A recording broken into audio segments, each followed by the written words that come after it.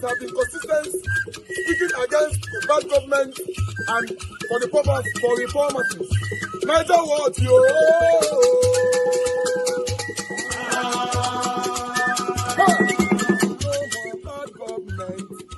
No more bad government. Niger what? No more bad government. Niger what? No more bad government. The only media that have been speaking. No more bad government. The voice of the voiceless. No more bad government.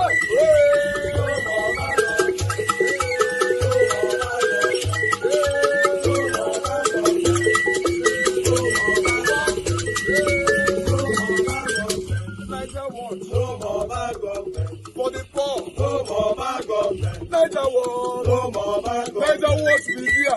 No more bad government. No more bad government. No more bad government. In Nigeria. No more bad government. No more bad government. No more bad government. The only media. No more bad government. The number one media in Nigeria. No more bad government. That have been speaking against government. No more bad government. Niger what? No more bad government.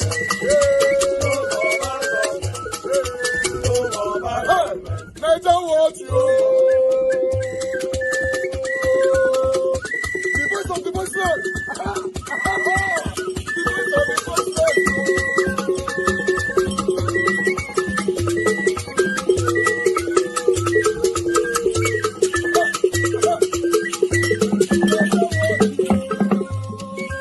voice of the voiceless. Voice for the voiceless. Voice for the voiceless. Niger what? Voice for the voiceless. Niger watch media. The only media that have been speaking against bad government. Being consistency since 1944. Voice for the voiceless. Voice for the voiceless. Umuwame. Voice for the voiceless. Umuwame. Voice for the voiceless. Voice for the voiceless. Voice for the voiceless. Voice for the voiceless. Voice for the voiceless. Voice for the voiceless. Niger watch you. We have been seeing all you guys have been doing, and we recommending to everyone in Nigeria, saying that you guys are the number one. Niger watch you.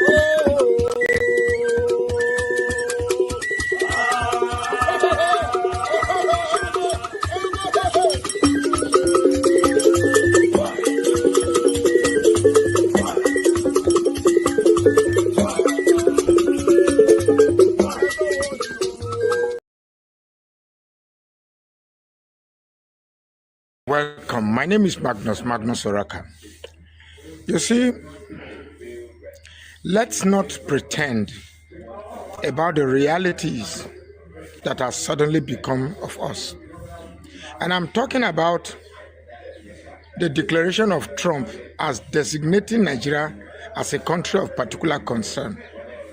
Now, when you look at the reactions from the north, particularly the recent protests from Kano and the proclamation of the clerics saying that these bandits are their Muslim brothers, it goes to show one thing, that all these years of Christian annihilation has been secretly backed or encouraged by Muslims in the north. That is very, very painful. Hold on a second. I do video. I finish the video first.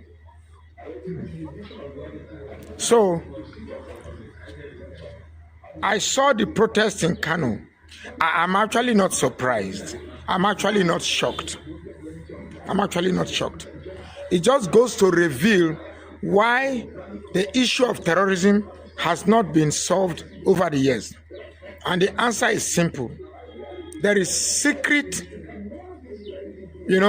applause or secret encouragement to their activities. As a matter of fact, let me tell you the truth. Christian lives don't matter as far as to the extremist Muslims in the north. Christian lives don't. In fact, 1,000 lives of Christian can be annihilated. It doesn't mean anything to them. But touch one Muslim life, it matters. As far as they are concerned, these so-called terrorists are soldiers protecting Islam in the country. It goes to show that this issue that we have left undiscussed Now is the time to discuss it. Now is the time to talk about it. Are we going to leave? Are the Muslims in the north saying that America should stay off while they continue their unabated massacre of Christians? Or they have a way of stopping it? See, I'm not one person that has ever suggested this country to be divided. But with the way things are going, it is beginning to show clearly that we are not one and we are very incompatible. And if this is going to continue, then I suggest unequivocally that this country should break up. If we are in a situation whereby government look the other way when bandits or terrorists go taking people's lives, where customs say they have to give 7 bags of rice to appease bandits or terrorists, where communities have to hold meetings with bandits or terrorists, then we have a collapsed society. I've said it before now that the biggest problem in the religious north are these Muslim clerics. All they preach is hate. All they preach is intolerance. We cannot continue like this. If this is the time to discuss our religious differences and how we can coexist or separate, now is a good time. I condemn totally the annihilation of any life, be it a Muslim life or a Christian life. I condemn it entirely. But if we have clerics who will fight to support the atrocious activities of their foot soldiers, then we'll tell them that this country does not belong to you, that violence is not the monopoly of a section of the country, that we are all capable to take away lives, and we are all capable of installing peace. The choice is yours. Which do you want? My name is... Part of the judgment for me was President Tinubu congratulating Okpebholo for the elections, and I wonder, what is he congratulating him for? Is it for the failure? Vimbai, like your data points out, 48% of the polling units got their logistical materials as a when due. 48. If you get 48 over 100, is that not a failure? So maybe I'm at sea. Since Fela sang about elections, after the 3 elections in Nigeria have constantly gone down. Like you said in your data, 20% of the people came out to vote. Is that not a death blow on Anambra that people don't even care about the president because they feel the president is a fraud, it's manipulated, it's a scam? Then there was open buying. You see, Anambra election now became highest bidder. Even the governor, it was vote bazaar. The governor himself came out to say that even if they pay 100,000 per voter, I will still win. So he acknowledged that there's an open vote buying market, and everybody was... The police architecture they put in there, over 55,000 police officers that they said, total failure. In fact, EFCC was parading people with money in vote buying. That's the picture. So that picture making around is the reflection of Anambra election. So I don't know what we are celebrating in this election. Okay, congratulations to Soludo anyway. We got 422,000. He had a landslide. He trounced everybody and all of that. Yeah, triumphalism. But I don't know what we are celebrating. What we should do, we should be donating tears for democracy this morning, And like I said before, INEC was already failing. You and Dr. Abati were arguing with me that day. I still stand by that. But for me, I have a first test case to justify what I said earlier on. I hate to be triumphalist in nature, but it happened because I know. You know why I told you INEC was already failing that time? Why? Because culture will eat strategy for breakfast. Ayo. Is this the first election you hear that they will bring 55,000 police officers? People will not still come out for vote. They will still be vote buying.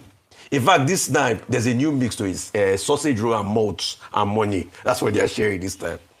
So, congrats, Governor Sulu. Anyway, you've been given a mandate. You can change the lives of people. And I pray that it's going to be well with the Anambra. Other people are shouting and saying that the election was cashed. Please don't go to court too. I'm not advising you. Onwosu, the ADC person, don't waste your money. Don't go to court, please. I'm not going to be there to say get to court. No, don't go to court. I'm being very brutally honest. As regards government saying an 81 decreased rates, you see, I'm not saying, I'm a patriot to the core. I want Nigeria to do well, but I'm not saying government should not espouse talking points. But But let us do it with facts. He said 81% has dropped.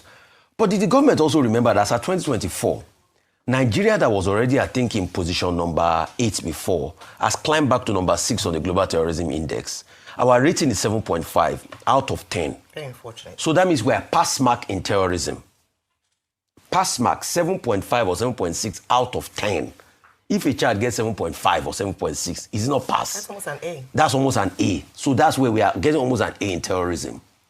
And we also like the government to show us the empirical facts, the statistics, because underreporting is even happening. So we like to show us the facts, how they got that 81% dropping, because the IDP camps are still flourishing everywhere. People are still doing things in the IDP camps. Secondly, as regards the Muslim Muslim Islamic Council saying that, is it that they are saying that there are no killings of Christians? Because I don't understand. You see, I don't want to go into that tunnel because it's a rabbit hole. It's not a fight between Christians and Muslims, because that's the way people have turned it now. Please, it's not a fight. All we are just saying is all Nigerian life matter. Christians are being killed en masse. Muslims are being killed en masse. Can we stop the problem? And all of this conspiracy theory and propaganda that because Nigeria supported the two-state solution and all of that, please, it's not about that. Those are conspiracy spewing talking points. Let us face the fact that people are dying. And we cannot collect, because you see, when we pass through this phase and the killing continues en masse, it is the same people that will come out and say people are dying. So should we close our eyes and say Trump is the devil when people are dying, rather than solve the problem? But as with always everything that destroys Nigeria is the fact that people will now make it about tribe, about religion, about your section of the country, and the country will never move further. So after 15 years, those that are now still debating, oh, there's no Christian genocide, there's Christian genocide. Is it that they've not killed enough people in Nigeria? Because I don't even know the kind of mindset we have in this country. We are saying people are dying. Let's bring a solution to it. People are debating, oh, the nomenclature you use is not good. Are Christians not dying? Are Muslims not dying? Are everybody not? Have they not killed people enough? Should they be killing people? Should our country have pass mark 7.6% in terrorism? Please. All Nigerian lives should matter. And as regards the PDP, one day, one drama. I'm sure the drama is going to continue after this. It's not going to stop. Because the wiki factor will come again with another thing. And probably... Viewers, let's begin what's trending. Focusing on the landslide re-election of Professor Charles Chukwuma Soludo as governor of Anambra State. President Bola Ahmed Tinubu on Sunday congratulated Soludo, describing the victory as a testament to visionary leadership and significant progress under his administration. The Independent National Electoral Commission declared Soludo winner with 422,664 votes, defeating his closest rival, Nicholas Ukachukwu of the All Progressives Congress, who secured 99,445 votes. Soludo described his landslide victory as an emphatic statement, saying Anambra spoke loudly during the election.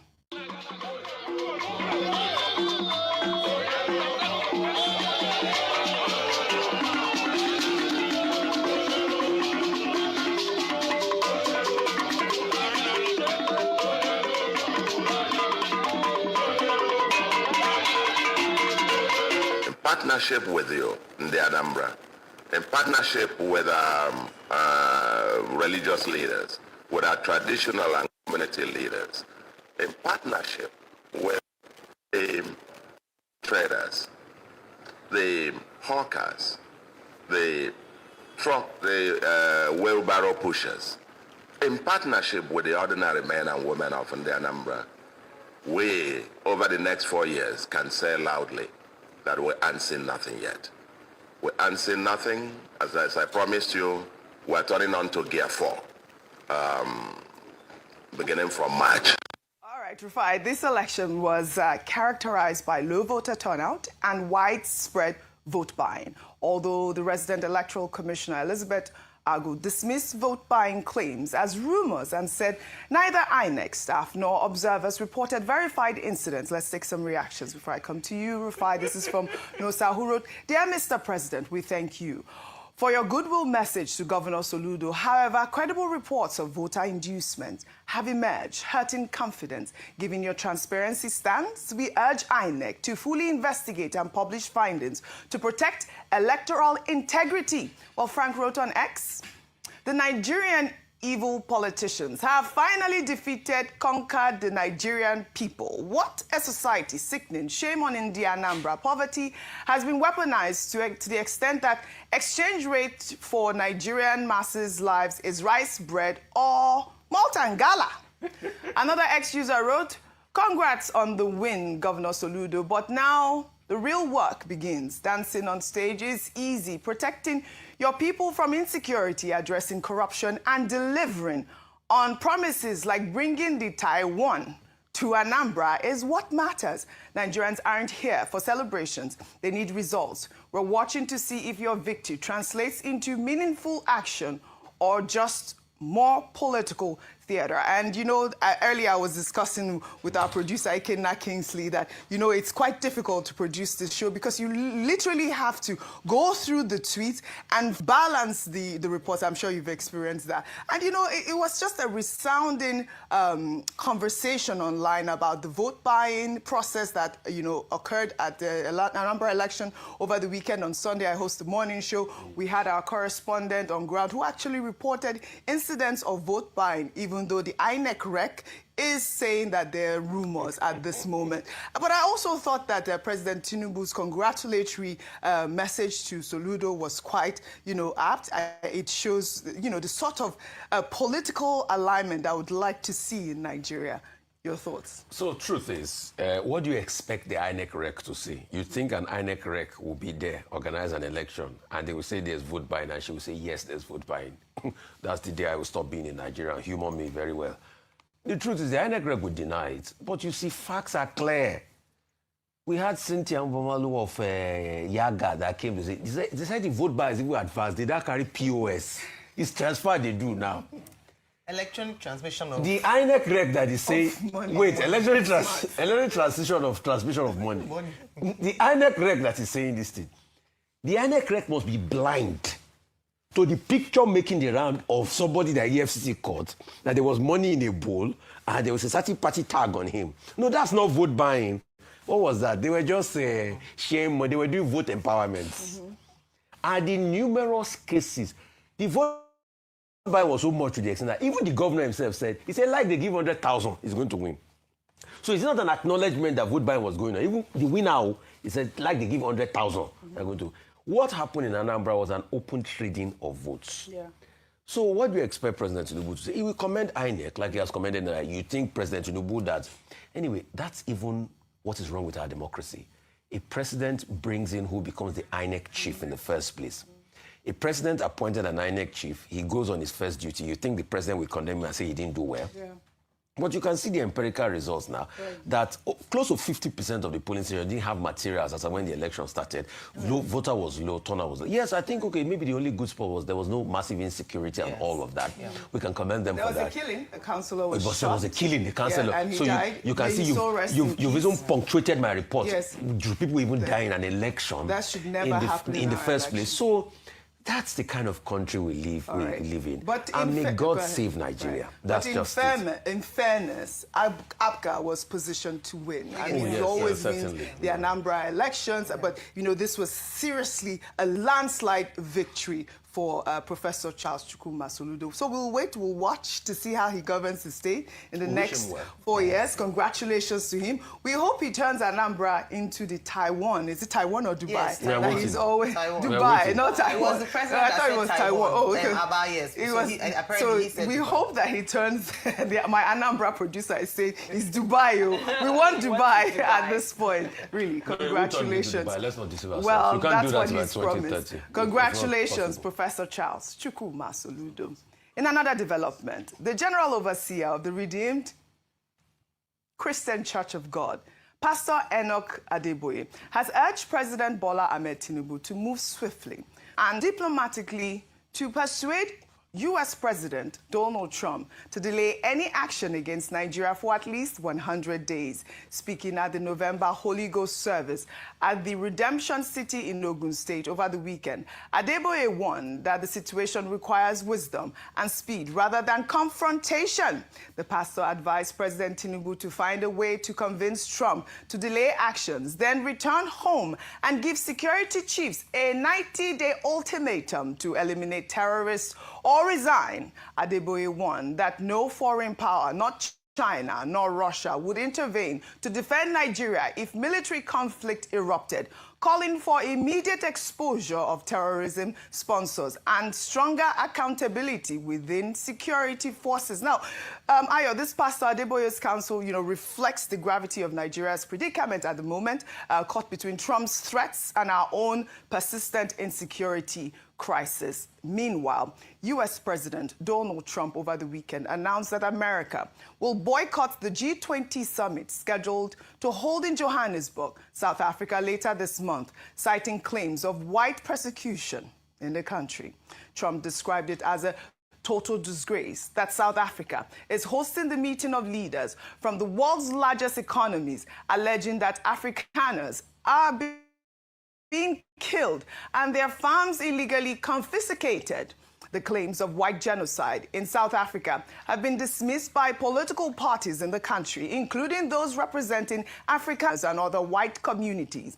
A South African court in February allegations as clearly imagined, while the government described them as widely discredited and unsupported by reliable evidence. South Africa's foreign ministry expressed regret over the White House decision, stating that Trump is orchestrating an imagined crisis using the painful history of South Africa's colonial past, insisting that crime affects all South Africans, regardless of race. Well, Trump's genocide of white South Africans mirrors his claims of Christian genocide in Nigeria that Nigerian authorities disputed, pointing instead to complex ethno-religious conflicts affecting both Christians and Muslims. I'd like your thoughts before I go to this story, Ayo, and also would like your thoughts as well on this particular story. But I don't want our viewers to lose the conversation with Pastor Adeboye advising President Tinubu to have Trump to hold off, and so that he can talk with the military chiefs, and also the fact that the U.S. president at this moment has boycotted that G20 summit in South Africa. Even challenges South Africa being a member of the G20. But let me put that so that we don't lose, like you said. I think it's important because the number of voices now speaking, and now even trying to make it a Christian versus Muslim fight, whereby we're now losing the essence of what the issue is, which is that there is insecurity, there are Christians being killed in some parts of the country. Freedom of religion, despite it being guaranteed by the Constitution, is not implemented or enforced in certain parts of the country. Now, Pastor Adeboye speaking up on Friday, I watched his speech. Some people might consider it as long overdue, because people have been calling for Christian leaders in Nigeria to speak up and share their own reality. I say this because many of these churches have their branches, or by nature of their influence, understand what's going on in these parts. They have reports from some of their pastors who have been killed and members who have been attacked, or churches that have been burnt. Yes. So they understand the real issues that are going on. But I think his statement then put to rest why people had been asking, because he said that in the background he had been engaging with not just this current president, but previous presidents in trying to find a way to solve the problem of Christians being killed and generally the insecurity in the nation.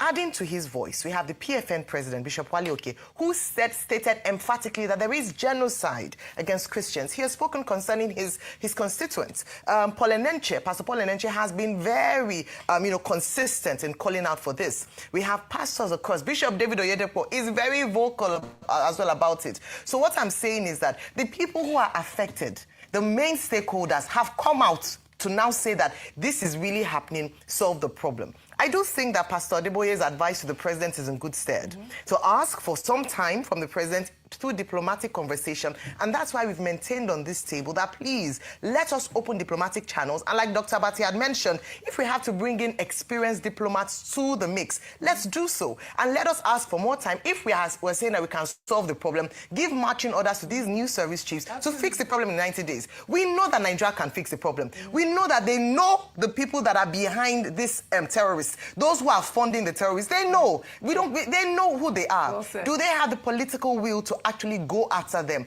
Trump can be the catalyst to finally solving this injustice that has been meted out on not just Christians, but Nigerians as a whole across different parts. Can we finally have peace in the nation? Well said, Ayo, well said. Well, speaking about pastors who actually have experience, in the same vein, Journalist Ireti Bakare Yusuf anchored a special edition of Borderlines examining the contentious issues of insecurity, allegations of Christian genocide in Nigeria, and the Trump administration's threat to the Nigerian state. The program featured security consultant Dr. Kabiru Adamu, who provided data-driven analysis presenting statistics on terrorist killings in Nigeria, broken down by religious affiliation, offering empirical context to claims and counterclaims about the nature of violence in the country. The program also featured testimony from Reverend Joseph John Hayab, chairman of the Christian Association of Nigeria, Kaduna State Chapter.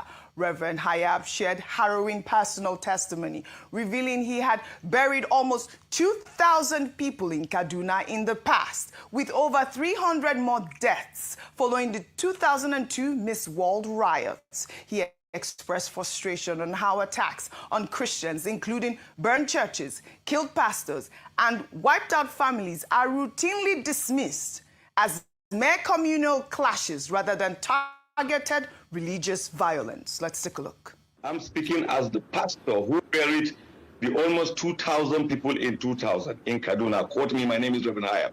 I'm speaking as the pastor who also did the mass burial of the over 300 people of the Miss World Beauty pageant on the 23rd of November 2002. I'm also the pastor who came out publicly to denounce the Danish cartoon in 2006, but it later leads to the death of Christians in Maiduguri and death of Christians in Bauchi. So I have been around and I think I know this story. Listening, we are coiling it into the politics of America as if we are not in Nigeria. Sincerely speaking, there has been killings of Christians in northern Nigeria before even the advent of Boko Haram. I was in Kano. I just left Kano with 1 week, and the killing of the visit of Reabonke happened. People were caught. You know, it's a different thing that you are shot to death. It's something else that you are caught to pieces, caught by the neck, caught hard to death. I saw these cops. I had to run back. My pastor asked me, why did you come back? I said, no, I just left for Kaduna 1 week, and then I heard what happened to my people in places in Kano. I just came back. I was the pastor who first came out to condemn the Danish cartoon because I knew what was going to follow. But despite that effort, Christians were killed in Maiduguri. In Maiduguri in 2009, when Boko Haram started, they were never attacking Muslims. They actually went for the church because they said, we are infidel. Vimbai, this was quite explosive. But let's take a look at the summary of attacks on places of worship as Damu over the period of 2021 to 2025. He drew up this chart. It says a total of 100 targeted churches, resulting in 389 abductions and 100 killings. The years 2021, 23 incidents occurred. 137 people were abducted. In 2022, 33 incidents occurred. 74 people abducted and 47 people killed. I mean, this appeared to be, the peak years of this specific type of attack. Now, for mosques, Vimbai, are you watching? Over the same period, a total of 75 incidents targeted mosques, resulting in about 263 abductions and then 142 killings. Notably,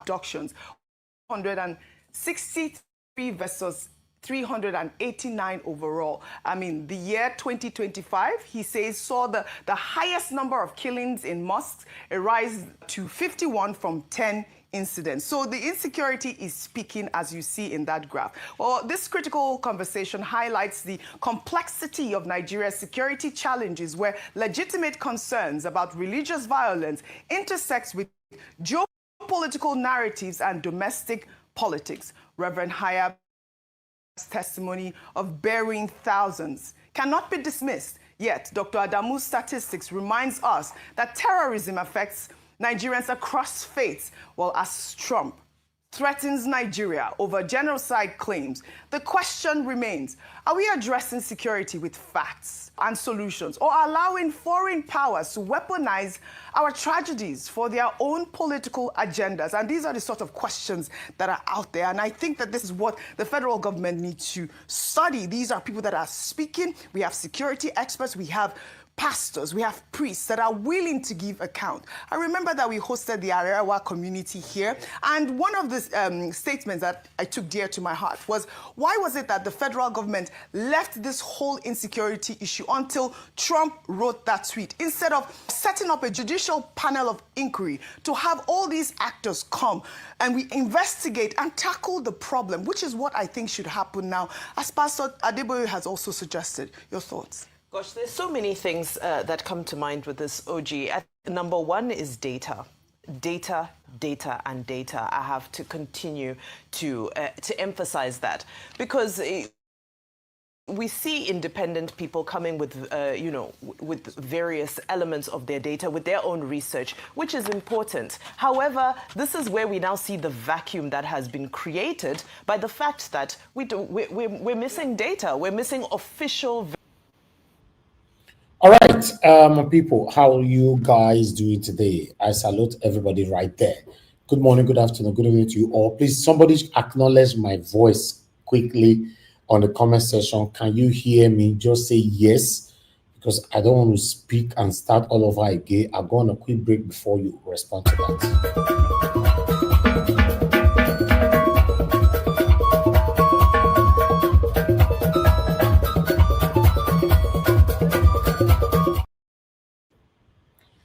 All right. Thank you very much for that acknowledgement. God bless every one of you right there. Happy New Week to you all. Today is 10th November 2025. It's good to be back here again. I missed you all for not coming out yesterday. Ah, God. I will say I wanted to come out, but I was not having the time. But we are here again. We're still going to catch up what is happening. A lot have happened in Edo State. So from after this, my monologue, I'm going to present what is currently happening in Edo State between our Oba of Benin and the former governor of Edo State, Governor Obaseki, and the current governor of Edo State, Governor Okpebholo, and the people Edo Light, including myself. So everything in combined, we're going to be talking about it shortly. But meanwhile, I'd like to quickly acknowledge some of you on the comment section. Start with my mother of all Mommy Diaspora. Good evening to you, Mommy. Thank you very much for all that you do for us. We appreciate you always. Thank you very much, Vivian Obede. Good evening to you, Joshua, Christian CXL. Thank you, my people. Lady Regina, thank you very much. My good evening to you, James Omer. I can see you. God bless you all. My brother, Abo Azi, thank you very much for all that you do. God bless you. Thanks for always being there.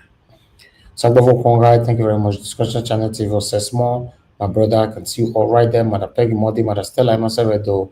Thank you, my people. God bless you all. Okay, I'm going to block you that is coming with that name. You don't need to come with, you don't need to come with that name. Go edit you. If I won't block you, but I will ban you. Let me put you on timeout for 378 years first. Next time, don't put that name as your name. So put a proper name and come here. We don't want deception here. Elijah, thank you very much. Good evening to you. Appreciate you all. Thank you. My wonderful people. We have more people right there already. Kiss the Geraki is right there with us as well. Good evening to you. Emma, I can see you. Didi Anthony, Mone Ferreira, God bless you all. Grace Holmes, can see you right there. Timmy DB in the building. Thank you, Dixon the Admiral. I can see you right there. Thank you very much, my wonderful people. Gentle man, Edo TV, I can see right there. Emmanuel Shinazum, thank you very much. Good evening to you. God bless you all. Michael and Emma in the building. Emma, thank you very much. God bless you all. Press on the like, help us to share. Tony Africa in the building. Good evening to you. Golden Night Stars is with us as well. Christian CXL and many others. People, now God will bless you now. Wabo Felix, you're just coming in right now. God bless you. Every one of you that's going to come in later on, we appreciate you all. Let's do this. In my state, there's fire on the mountain, which the fire started since Governor Obaseki was in power. Yes, there's this thing you people call Mowaa.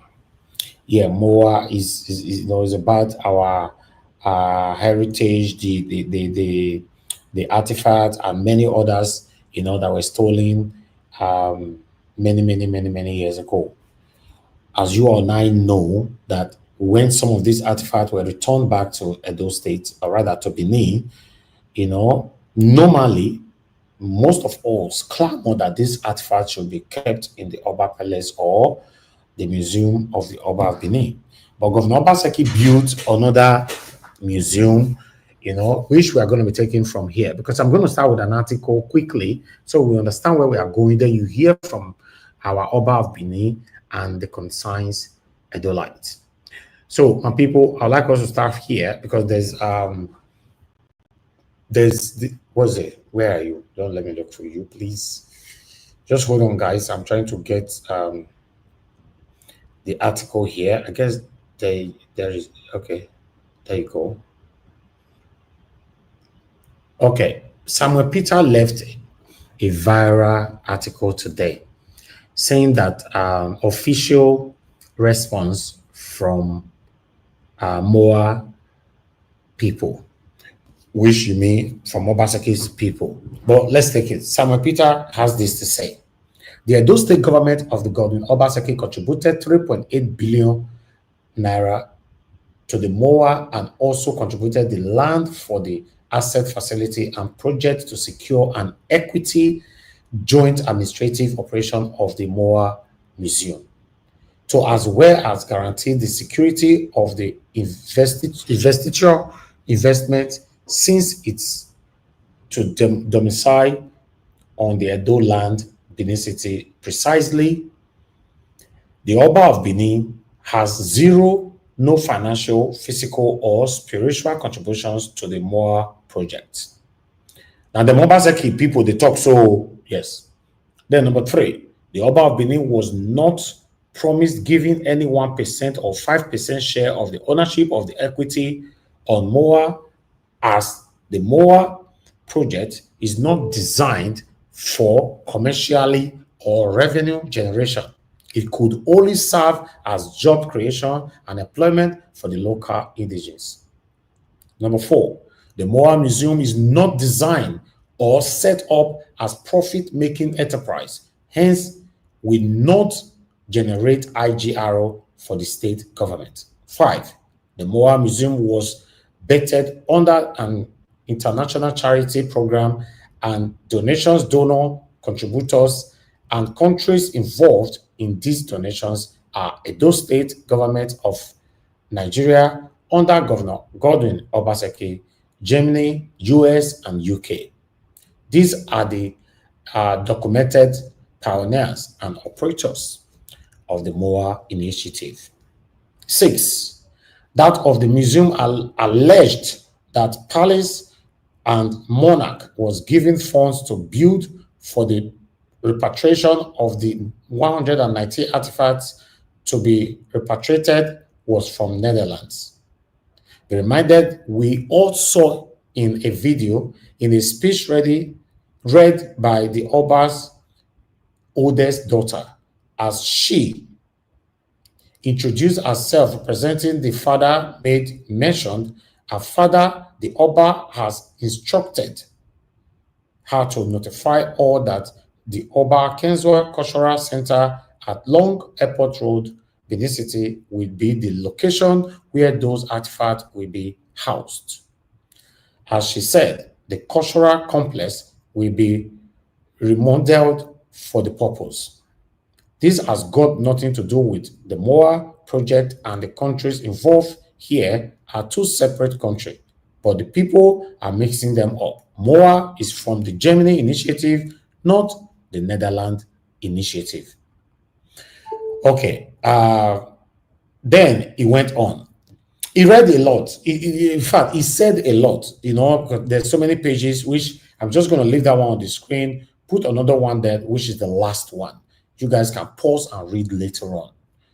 But I'd like us to listen to what our Oba of Benin have to say here. Then we take the concerns of Edolites. But before that, I'm going to post out a link for those of you that have interest on all we've presented today: the state of Nigeria, the insecurity, the killings of the Christian, the possible invasion of Donald Trump, the Edo State katakata between the palace and former governor of Edo State, Governor Obaseki, and the current governor of Edo State, Governor Okpebholo, all together. But I'm going to post down the links once the Oba Benin start talking. Thank you very much, guys. Press on the like, help us to share. Mowaa announced plans for its opening. When I first heard his name, it was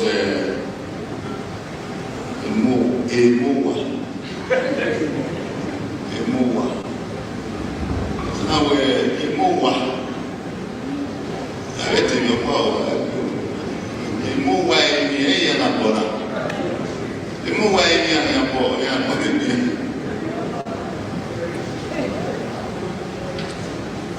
Your Excellency, distinguished ladies and gentlemen, we are therefore constrained to throw light on the lingering controversy surrounding the museum called Museum of West African Arts, Mowaa. Mowaa was originally conceived as Benin Royal Museum. Did you all know that? Originally, before my coronation in 2016, my grandfather, Okpebholo II, my father, Okpebholo, and I, by the grace of God now, Okpebholo II, have been known to be canvassing for the return of our looted artifacts by the British in 1897. Some were returned by the British government during my grandfather's reign, and my grandfather sang a song and danced to it in appreciation and happiness. To which, in honor of my grandpa, I also now do the same song and dance whenever an artifact is returned.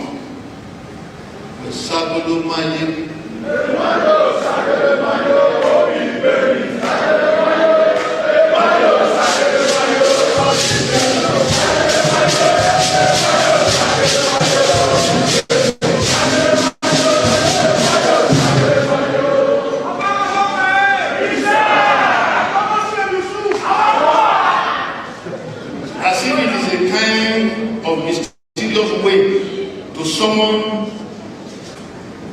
the return of other artifacts out there to come home.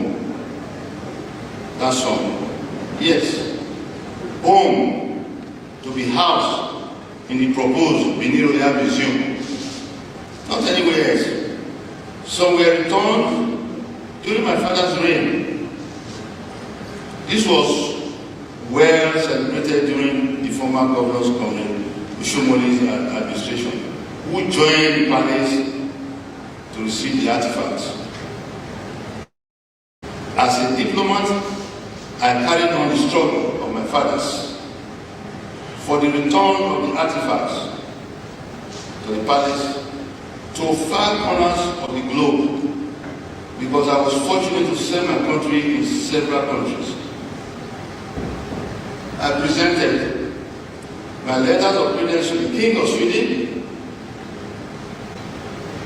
King of Norway, and Queen of Denmark, and President of Finland, President of Angola,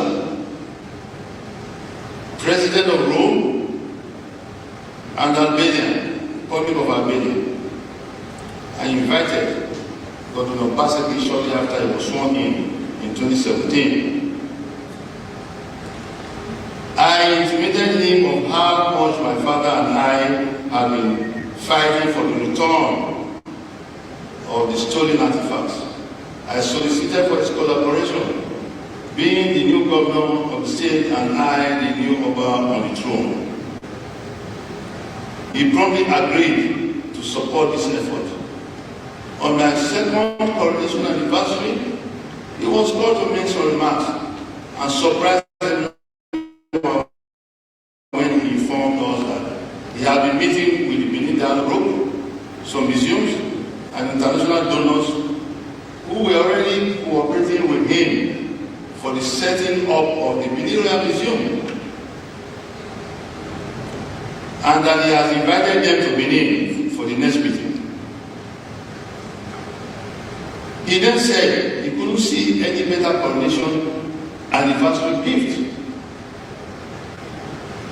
he could give to me than that. Everyone applauded him, but somehow I was not so excited. I had a bad feeling about it. Instead of me to be jumping for joy, I had a bad feeling about it, as if something was wrong or going to go wrong. I'm sure my ancestors were prompting me not to believe the story.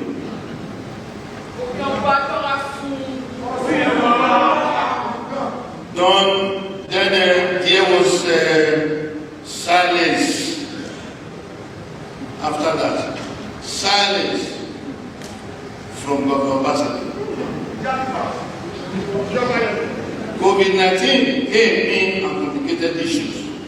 During the period of COVID-19, I believe the evil, the plan, the bad plan, evil plan was also being perfected. That was a period now found out that a lot of money is coming with the artifacts to the palace, and they decided to divert it to their own pockets. Suddenly, I saw that they co-opted my eldest son into their conspiracy because they felt they would see him as the Crown Prince of Benin. They see him as the Crown Prince of Benin. That will prove that they are collaborating with the palace.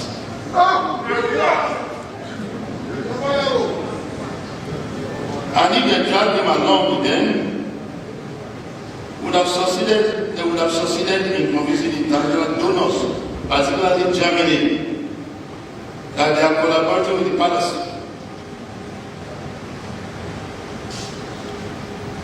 My dear son said that they constituted the Legacy Restoration Trust, and they have given him a board seat.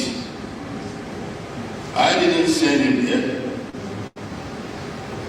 He looked excited, of course, poor child. He didn't understand the implications of what he was getting himself into, because he didn't remember or didn't care to remember that I've been teaching what I've been teaching him about people.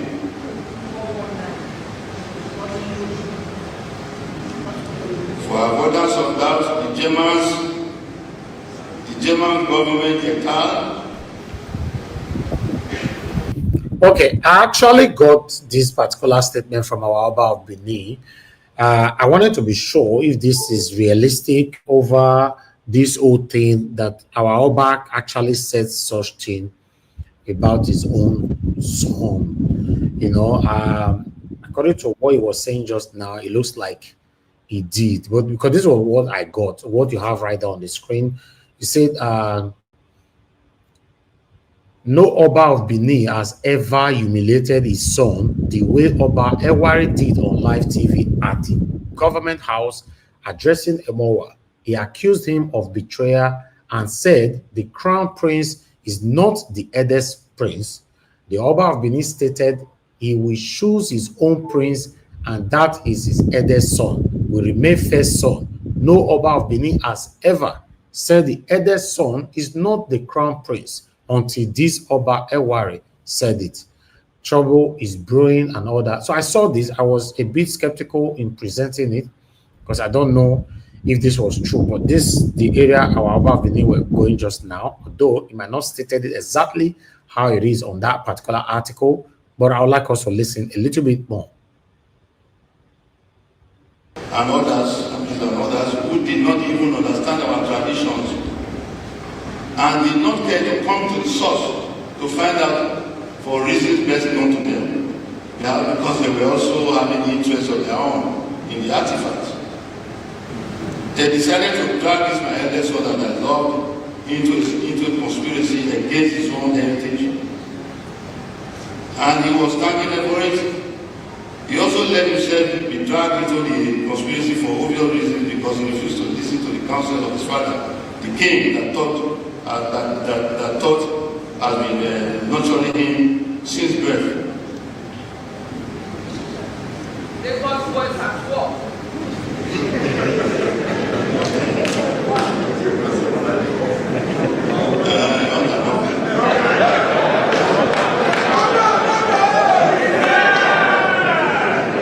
Your Excellency, Mr. Governor, 2 days ago, my people protested against the purported opening of the so-called Mowaa. It will be recalled that during the time of your predecessor in office, I suggested to him that the Edo State government should support the Oba of Benin in the pursuit of the return of the artifacts and the building of the Benin Royal Museum. This was duly agreed to by the erstwhile Governor Obaseki, in conjunction with the National Council Commission for Museums and Monuments. I gave several referral letters to the then DG, Dr. General Abbas Tijani, for him to be able to negotiate with different museums in Europe and America. Surprisingly, I was no longer put in the picture of the pursuit of these artifacts and the support for the building of the Benin Royal Museum. Several agreements were signed by the then Director General of the NCMM on behalf of the Oba of Benin, which I never saw up till now. Tijani Abbas and Governor Obaseki conspired against the palace of the Oba of Benin and started building what they call a Dome Museum of West Africa as in Mowaa.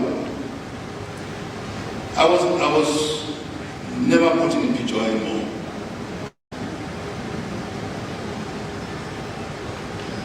It was very sad to me. It was later made known that the finance for the Mowaa, which they were building, was only got from foreign donors who were made to believe that the Benin artifacts that will be returned will be housed in the Benin Royal Museum.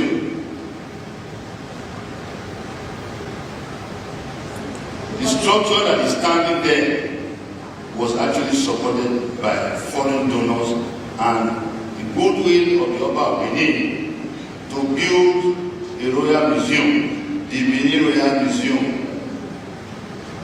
The so-called Mowaa is not the state government, it's not the state government project. It is a project that is meant to have Benin bronzes in the museum, known as the Benin Royal Museum. I have to keep on re-emphasizing this. I'm therefore in support of my people who came out a few days ago to protest against Mowaa opening of any sort.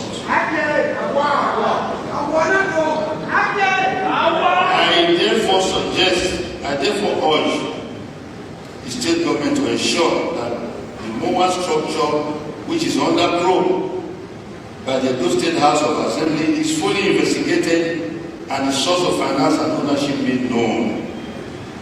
Your Excellency, for the information of the general public, the foreign donors are actually seeing this Mowaa structure as Benin Royal Museum.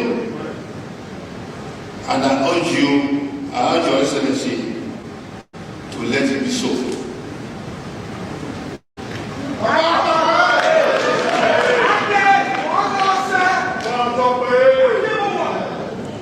Your Excellency, distinguished Governor of Edo State, please, this was like my appeal to President Buhari in his private party that he had. I appealed to him with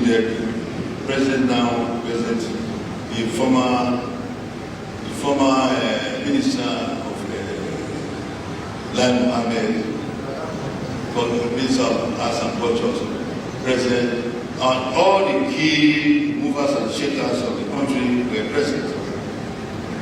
And I appeal to you, Mr. President, you have done so much to support us in Edo State, particularly the royal family, the royal court of Benin. As much as you have done, there are some people still scheming to reloot our artifacts. Please, Mr. President, don't let them reloot our artifacts. I'm appealing to His Excellency too. Please stop the opening of the Mowaa because it is fraught with greed, deceit, and mischief, and lack of transparency. Okay, after this statement from the Oba of Benin, we saw some people, you know, I've been so busy, I've been so engaged. Like I told you guys, I've been very, very engaged. So I saw some people from last night that they went there to pursue the foreigners that were working at the Mowaa premises out, you know. So I believe the move, you know, or because the audacity to do that, maybe it was coming from the Oba Benin or the Edo State governor, because we saw the commissioner of police there, according to what they said. But let's play this short video, then we'll listen to more people what they have to say, because I have a couple of videos to play. I'm going to cut everything short. Yes, you can see they are evacuating the white men to leave the environment very fast. You see, they should leave the environment very fast. You can see they are leaving. They are all leaving. They are leaving. They are evacuating them out of the Mowaa. This is the Benin Royal Museum. You can see they are evacuating them. They are evacuating them.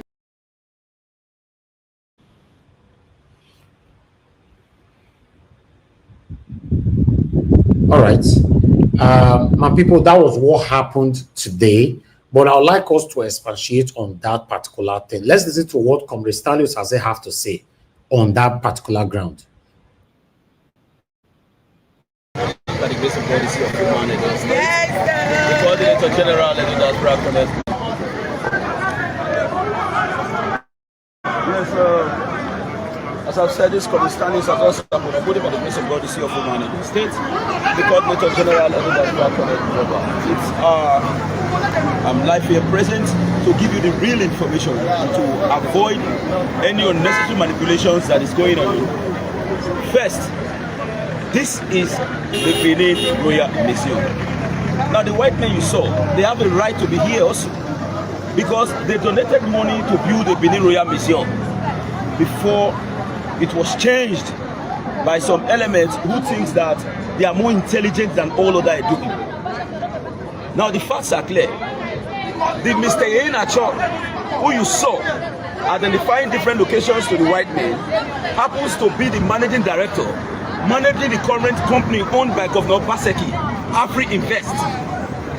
The Yenacho that you saw is the managing director of Afri Invest, owned by Governor Obaseki. Now, as a people, you need to think and say what is truly going on. And the narrative that they are selling is that Edo does not want development, Edo want to put an end to this kind of development, they are planning to bring. That is not true. Edo people will jealously secure this particular infrastructure because it belongs to us. The royalty that we are talking about is part of us and also belongs to us. There are so many things you are not aware of. Tell the Henacho, who is managing this particular activity for now, tell him to deny the fact that he's not the managing director to Governor Obaseki, the former governor of Edo State, Afri Invest. Go and confirm. This set of people, in fact, Afri Invest is owned by Obaseki, and in a church that you are seeing moving from one place to another here, described is the managing director to Obaseki, Afri Invest. So are you now telling me that public infrastructure such like this should be converted to private use? There are so many detailed information that you are not aware of. So for those who are talking on social media, thinking that the door is preventing development, nobody is preventing development. this infrastructure will be protected. But this is a public infrastructure belonging to the great Edo people, and it is tagged the Benin Royal Museum. After now, the white men that you saw, they have the right to come here after spending 42 million euros. And also additional 90,000 euros, 90 million euros. And you expect them to come? Now, the secret will be made available. Certainly, they are going to visit the government of Edo State. Certainly, they are going to visit the Oba of Benin. All the facts will be made public. So for now, disregard those information that they are selling. The Hena Church will come and say that he is not the managing director currently managing Afro-Invest over Obaseki. Are you saying that because of the fact that you hated one or two persons, will now allow individual to convert public infrastructure to himself? That is the issue we are having. I'm Comrade Sazon Sakunopodi. I want to do everything humanly possible to make sure that the right information gets to members of the public. Those who are manipulating, they go and ask them if they are doing free video. They are being paid to do whatever they are doing. And at the end of the day, if they succeed against the good people of Edo State, they will have their personal stake at the detriment of all of us. And our collective destiny will be at stake. Wise up, let nobody manipulate you. We hate no one. But for me, this is not about party affiliation. It is about Oja, Ayasi Mowaa, and Musako Nokodi. Thank you. Thank you. And bye for now. And the directive will be given to the people outside. In the next 5 minutes, you are not going to see anybody outside. But based on the instruction or directive that have been given by the Commissioner of Police in those states, will follow suit. When the further instruction comes, God forbid a city where a Boston is the one speaking on behalf of young people in that city to foreign delegates, diplomats, and guests. God forbid. Forget that the governor has hurriedly now, realizing the huge diplomatic severity of that crime committed, that show of shame yesterday, and hurriedly brought the ambassadors and the diplomats to go and meet the Oba in the palace today, and lied that he was not aware of their coming. That is a lie, because I have it on good authority that weeks before now he was duly informed that these people are coming. We are talking about, and I'm not just here trying to hero worship people or maybe have a colonial mindset of people with foreign skin that I should worship. We are talking about strong diplomatic envoy, the EU ambassador to Nigeria, the German ambassador to Nigeria, the Netherlands ambassador, and several, up to 5 of these ambassadors were in that meeting that a Boston man was the one addressing, because he had if it was a smart child that was sent that errand, when you got there and realized the profile of the people there, you would ask that they should do whatever they want to do in the next 1 hour, which is also wrong, but fairly enough to say discretionally, you guys should pack whatever you are doing. You have 1 hour to round up. Let me speak to who sent me to say EPA is looking like we'll be maybe making a mistake. How can you be that dull not to realize that you were going to put us in bad light? And right now that the Federal Ministry of Arts and Culture, the federal government has involved, that they are Okpebholo to order is running a skater coming to lie to Nigerians and Edo people that he was not aware. How can you be aware? Because the most important thing in the state doesn't bother, it is politics that bother you. It is a definite point to realize now that we have messed this up. And I call on all Edo-lites, the smart, the skilled, the educated, the exposed. Let's not leave this state to the hands of Agberos. It was surprising yesterday to see that we had a combination of security and insecurity forces. The same state where we have been complaining of cultism, of gangsterism, of Agberism, of toutism. Yesterday, we saw a combination of the Nigerian police force and some tout gathered together to storm a facility. And this is not politics. This shows, that's why these people can never be educated. This shows why they can never be exposed, why they are left in the back corner. When we are complaining that cultism and ravaging the whole place, oh, there is so much of gangsterism, Agberos everywhere. You people kept quiet. And now it was time you activated them. See all of them now. Can you see them? Red eyes and all of them. The smoke people entered the place. It was time to act. So, no worry. As we the shout reach, they keep them for corner. These same people. Now, the same state now all of us did. And then we say we want to make it do. Why are you fighting publicly and aiding privately? Which kind of nonsense be that? Who is a fool? Who is a fool? What is even now more unfortunate is the fact that the current Oba of Benin, or Mowaa the second, Ogidigan, is reputed to be one of the most trained or the he has history and links with diplomacy, with international relations. It is on his Wikipedia account that is reported that he worked in the United Nations between 1981 and 1982. He's been a former ambassador to Angola and Sweden with accreditation to Norway, to Sweden, and to Finland. And of course, also another special ambassador to Italy. You can imagine that same man sitting on the throne as the Oba of Benin would be in the same, and that rubbish happened. So it is not just honor for white skin. It is a fact that we do not. Of course, you see the way the federal government has taken it. It is very serious. You don't do that at a time like this. You want to sever relationship ties because of what? Politics. And somebody said, "Hey, you don't know who you are." Blah blah blah blah. It's a very mona. If you don't have sense, some of us have got sense. You want to bring the state to hurt. Do you know how many of the benefit, how many of these things, what relationship we have built over the years, and how well is going to help us? And then you don't care because our girl won't vient. In all of the reports you have seen around the world, did you see Obaseki's name there? Did you see Obaseki's name there? This is the same thing we did in January of the 1897 that led us here. Who trained you people?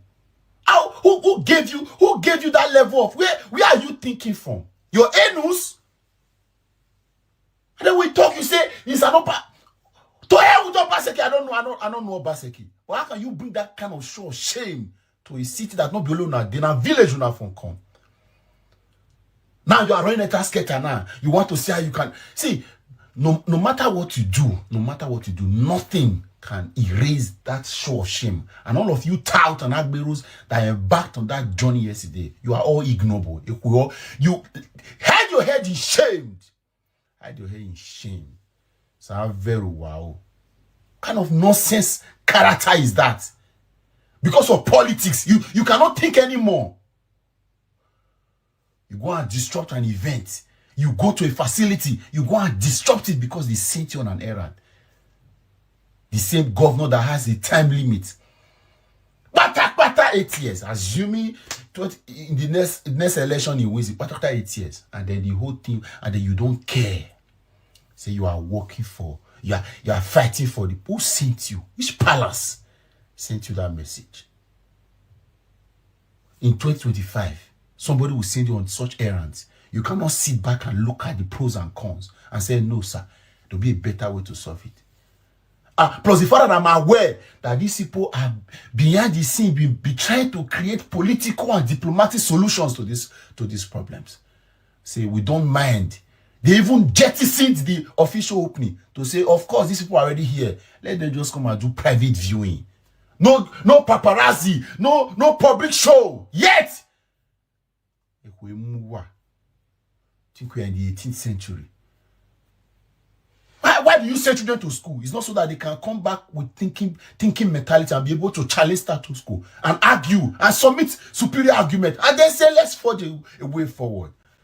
No wonder you are never trained or exposed because you have been kept to do hatchet job like this. Shame on all of you again. I said, shame on you if you were part of that group.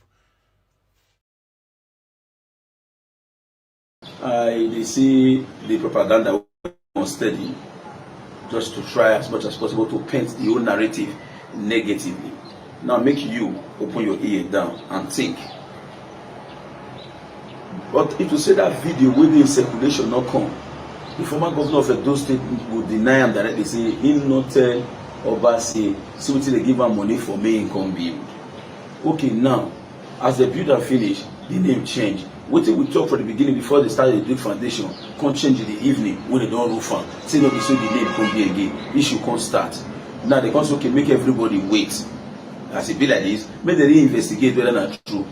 Now they begin saying narrative say, oh, they want to bring that kind of fire structure down. Who they plan to bring beautiful structure at Mowaa down? But who want to talk say that place don't make sense? Who? It makes sense well, but the shady deals where they under, now everybody want to know. Now, as the dwarf in the kind of say, okay, make everybody hold on first. What they come back and be say they not feel wait. We be say when some people dey church on Sunday, some people go they relax on their work activity. They never even break. They just go both follow the back door and say they don't they commission the project. In the commission project, state delegation not there. In the commission project, Oba of Benin not even get delegation. Even see Oba not come, it's okay. They want to do something for Benin, something of such with that kind of magnitude. None of them dey. Then later you carry some group of women, they shout Tamomori Mare for Facebook. Now when you say Tamomori Mare, everybody go, this guy did go on. Now they say okay, they made the stop. And you also know that Osiame or Sioni, you will go follow back here, small go Ibo, and they never even break. You're supposed to expect the other Ibo come make sure say no, it's not gonna be so. You must wait, make we know what they go on here. If there are no secret or they don't get anything where they hide for them, why all this draggy? This kind of beautiful development, make am open. Who be the representative of the from the Oba Palace for the board? Who be the representative? We don't know. Okay, who be the government representative in the board? No one. Now, some people will say an massive investment. What is an investment? If investment not better the life of the people, is that an investment? Now, they call them say foreign investment. You spend capital. Your capital project 11 billion in terms of your land, then 3.8 billion in terms of cash, repatriated for 2 million euro, another additional 19 million euro for a bag. All this put together, at the end of the day, when the builder finish, you say no, say na charity. Now let me tell you the way that they organize that Mowaa. They organize that. The organizer in Mowaa say, now they'll say that non-profit organization, you know, even they pay tax to the state government. Okay, but we not talk say in terms of employment. Which employment you want to give Edo people? When you say you don't already arrange them, the basic things you don't already put people. The names where they either now Latoji, Tobiloba, Ihenacho, no Benin man or Ishama or woman from a donut or man from a donut, they inside. All of them, then you can say the employment you want to create for people of Edo State for inside their own land, and everything they spend, now they will come be the cleaner. That when you employ anybody, you carry mop, they come start the mop. Now people don't really know what they go on. So all these they are skirmishes or things that they do here and there. Make them make it open. If there is no secrecy, make them open. Let Mowaa commence. Like me, I will visit Mowaa and I go pay the amount of money when they pay before they enter. But now them Mumu go sit back. He go watch whether they do things they have. Okay, now Oyibo, you bring Oyibo come the town. They say they never break. You smuggle they enter. As you smuggle they enter, feeling who supposed to tell them the history of the Benin? Now Igbo man, I want to go explain to you both and say, then when they came through Ogoton, this was when you people now say, now you want to explain to on our behalf? If not be sign of disrespect, now Facebook go for a year and say that they open Mowaa. Why people not they listen? For me, as I did so, I have refused to be a slave. If anybody continue to say, why is this Akonobele not support? I will not support that. If I support that, I will say my education is waste. I am a man and I know what is good for myself and my people, and I will stand by it. Thank you and bye for now. All right, on that particular one, a video circulated today, which still currently circulating, where Governor Obaseki stated that that particular museum is likely to be a gift to the Oba of Benin. I'm not too sure, but let's listen to what Obaseki has to say. This video that you just listened to from Comrade Stanley Sazel, that this video that I'm about to play is the video he was referring to. Before I end my speech, as you know, Your Royal Majesty, I just arrived this morning. About this same time yesterday in Leiden, in the Netherlands, the Benin Dialogue Group had a meeting. And for those of you who don't know, the Benin Dialogue Group is made up of all the prominent museums in Europe, members of the Royal Court, and officials of the government of Edo State. At that meeting yesterday, we decided, and I assured the group, that a Benin Royal Museum will be built and completed before the 20th of October in 3 years' time.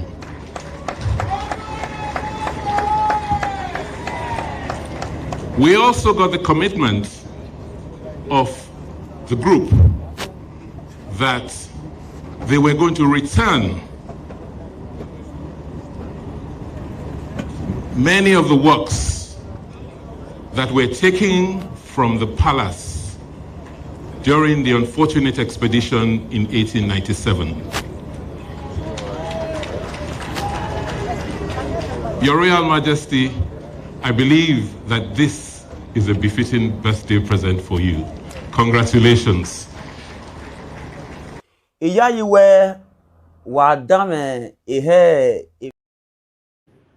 Okay, on that particular statement from the former governor of Edo State, Governor Obaseki, that this is a birthday gift for you and all that, I was polite in that presentation. Do you guys agree that Obaseki betrayed the Oba of Benin?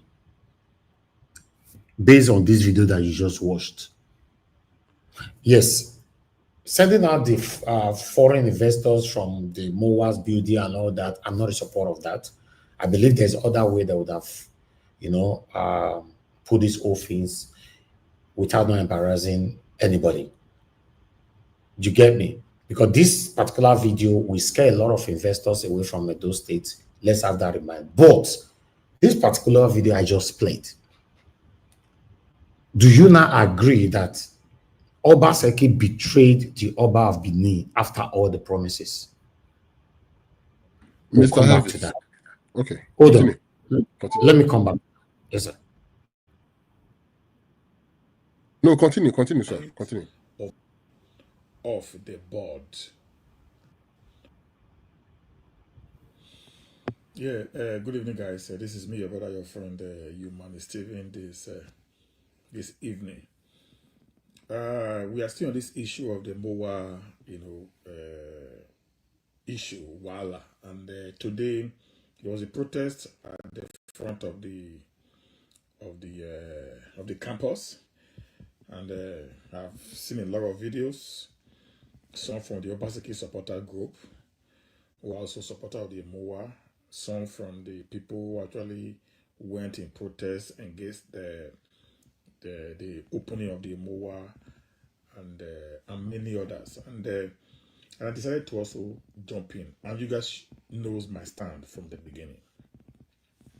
Now, I did a video this morning and I tried to explain, a lot of issues that actually transpired, before this Mowaa, concept came into existence.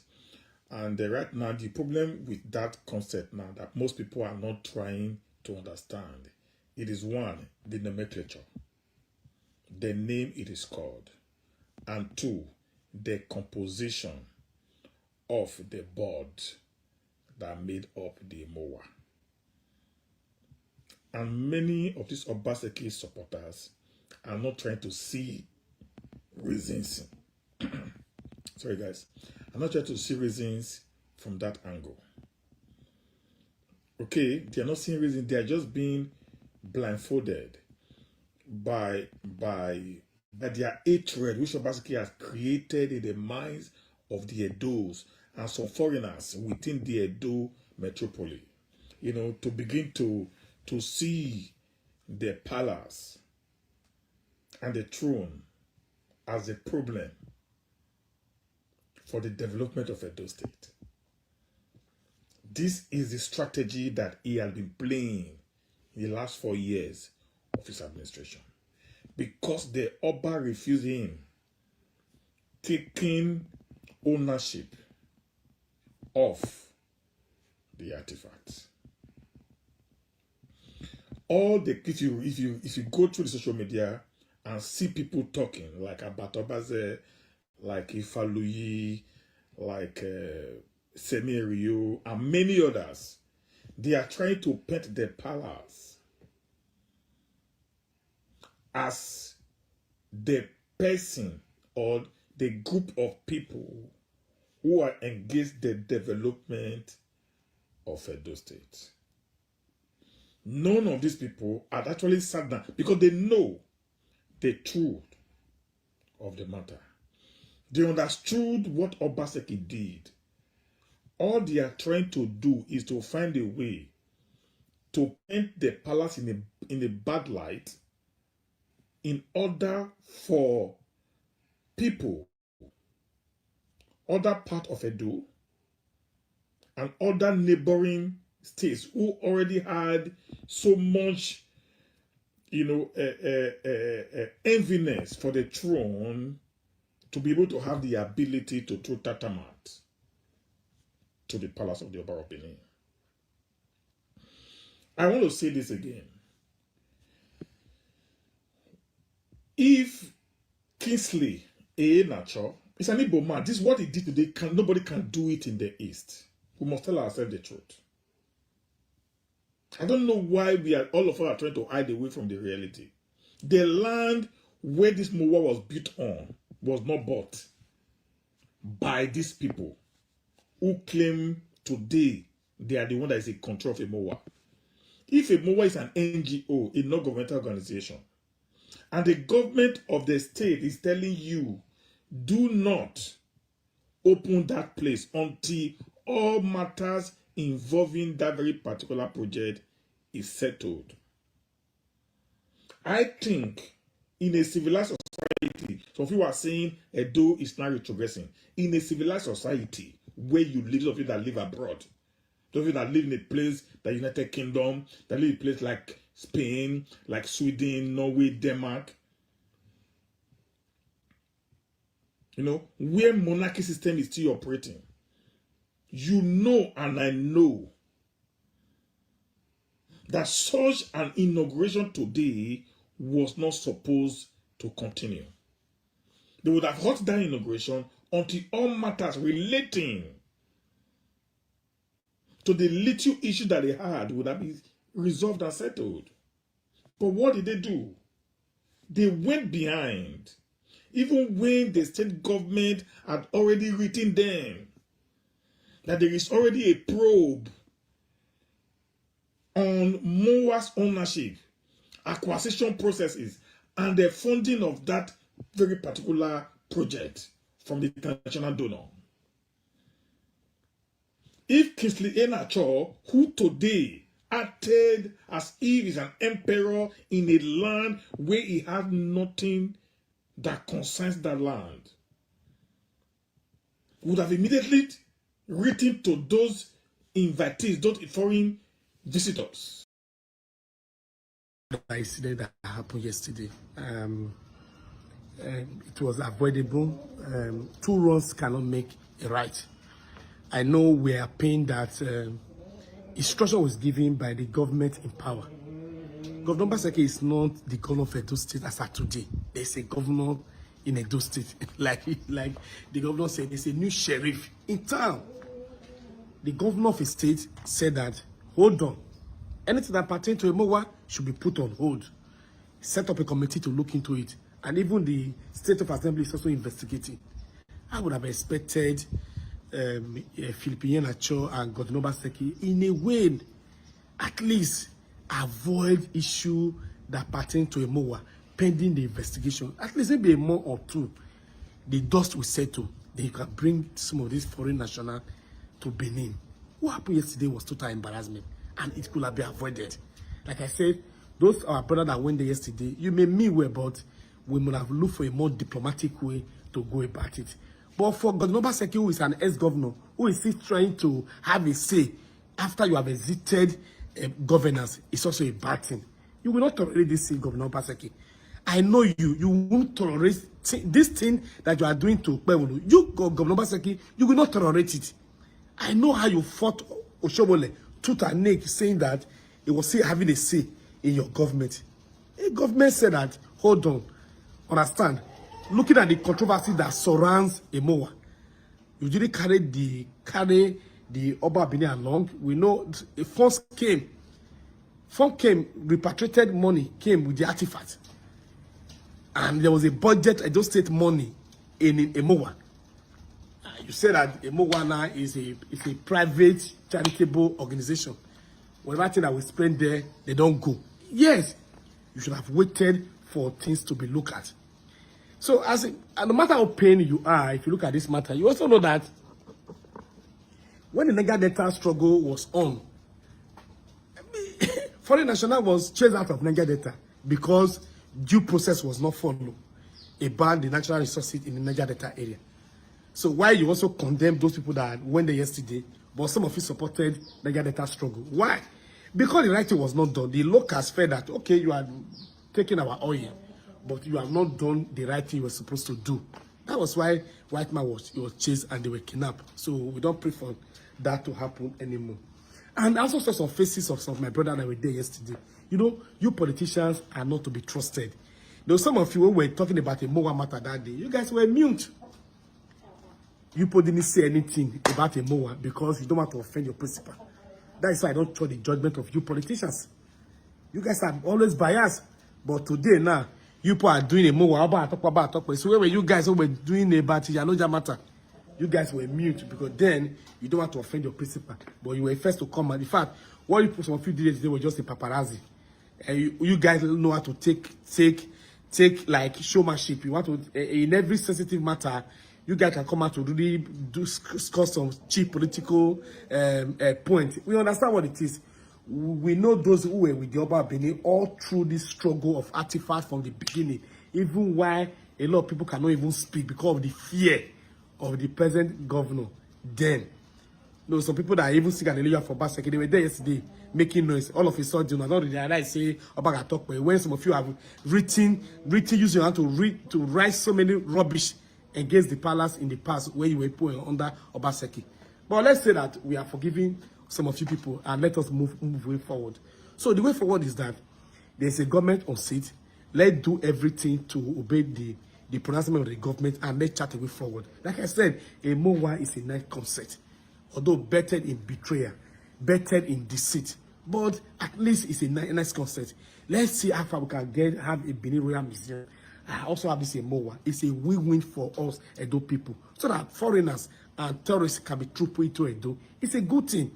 So let's find a way to move forward over this matter.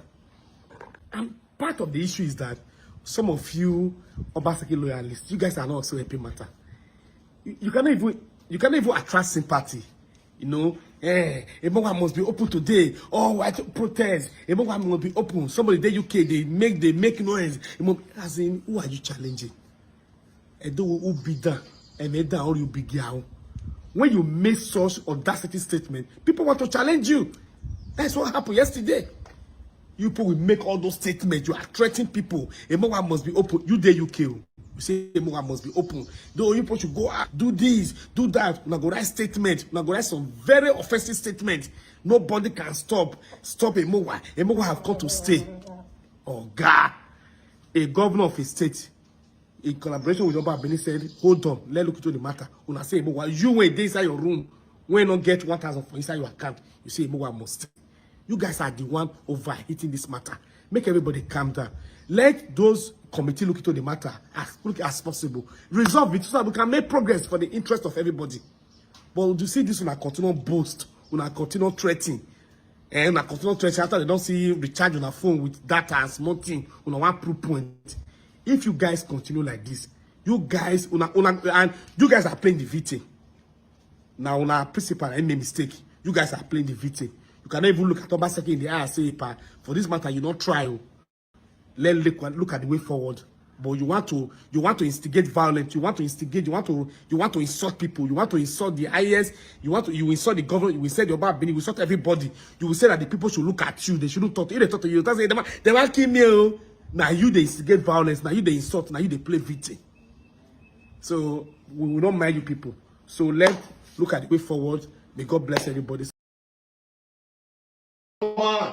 No ni emu every man yen again abati no oni ati e common sense you know ogun e wo yan agbuwa kuwa ya pepe no mo bobo no ri na do yan rudai ma gbinaje we no ekima we are fighting for something that is rightfully belongs to us and evie ma buriye ma bat ba bi wa e we bi agwa ni we unwo ba na atogbuwa unwe governor na atogbuwa abi again one way for 8 years you go be Obaseki was governor for 8 years 8 good years he couldn't transfer the door to London market here don't ye weapon ye jeni what's it na tell na o bi man is standing na tell be na tell Latia Philip you na sure or when you are the manager you make I use pidgin talk am na be the manager when they show them places yesterday. Look, on Sunday,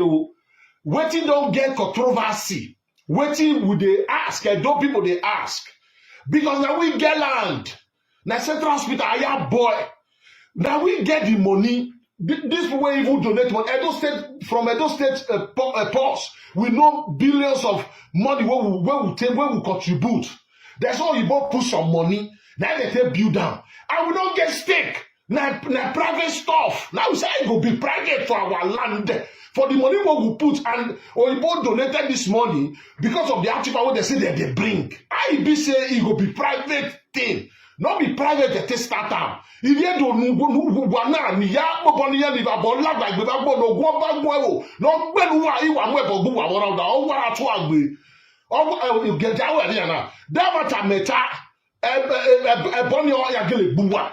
Do me matter matter let him to okay all the women who want me I want that way rubbish na about you na Obaseki you wa do na you was you people wey fear to le wa ya ba gbon what's so difficult for somebody to understand here on Sunday some group of Emmanuel Viedo I na show you why here na do akiri na do be Sunday be my rowa my no stop here near here you attack with my ejima in agberu ma in eropa ma in no we common sense no kogi osilokore oro bi ra ije abata oro bi ra ije wait wa down yo o ma no nya museum awu me no nya museum ba awu me ikpe wa ida ona ti ayo na cho a picture wa ri na wa be picture e ma ona owigbo na Philip ayo na show okay mu dia o me ni ama wa yi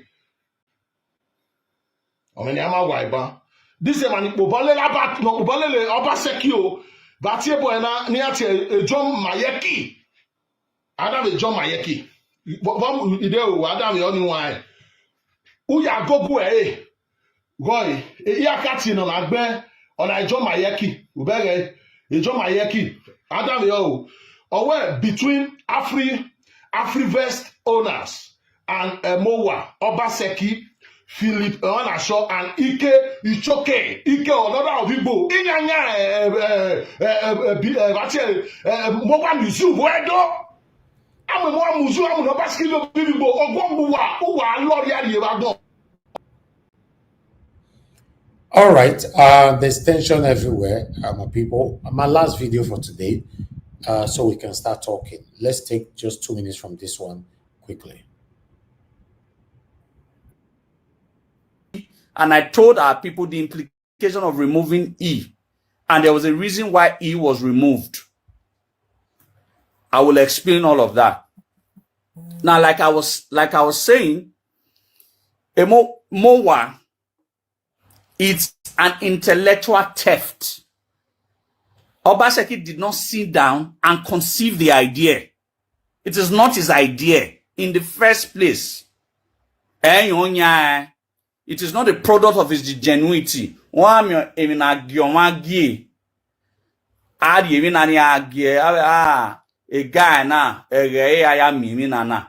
If anybody is affiliating that physical building to him, is good. But the intellectualism behind the physical, it is not the physical building is what people are looking at. And it's so myopic that when we look at this physical building, this physical structure, that is not what we are supposed to look at. We are supposed to look at the brain behind the physical building. The brain behind the physical building, the intellectual idea, the brain that produced that physical building is not of its own creation. It is not of its own creation. It is rather the creation of the royal house. So, Mowaa is an intellectual theft. Oyi ekyoyi no adwemu. And like I said, there were some certain recommendations that I sent to some high places. One of the recommendations was that why would you bother yourself trying to go and build Benin Royal Museum when Mowaa is actually Benin Royal Museum, only stolen and the name changed? Because all the paraphernalia of idea, the entire structure, why it worked, why it became a reality is anchored on its originality being a Benin Royal Museum. So why should you bother trying to build another one when the one that has been built is a product of your intellectual capacity? It didn't belong to Obaseki. Obaseki never came up with the idea. A Mowaa never appeared anywhere until late 2019/2020. So when he became a governor in 2016, it was Benin Royal Museum. 2017, it was Benin Royal Museum. 2018, it was Benin Royal Museum. Until 2019, towards the late part of 2019. So that means at one point in time, it is the Benin Royal Museum idea that was stolen, metamorphosed. A very good example.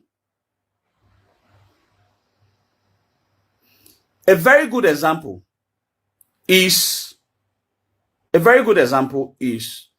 iPhone 17 and XR upgrading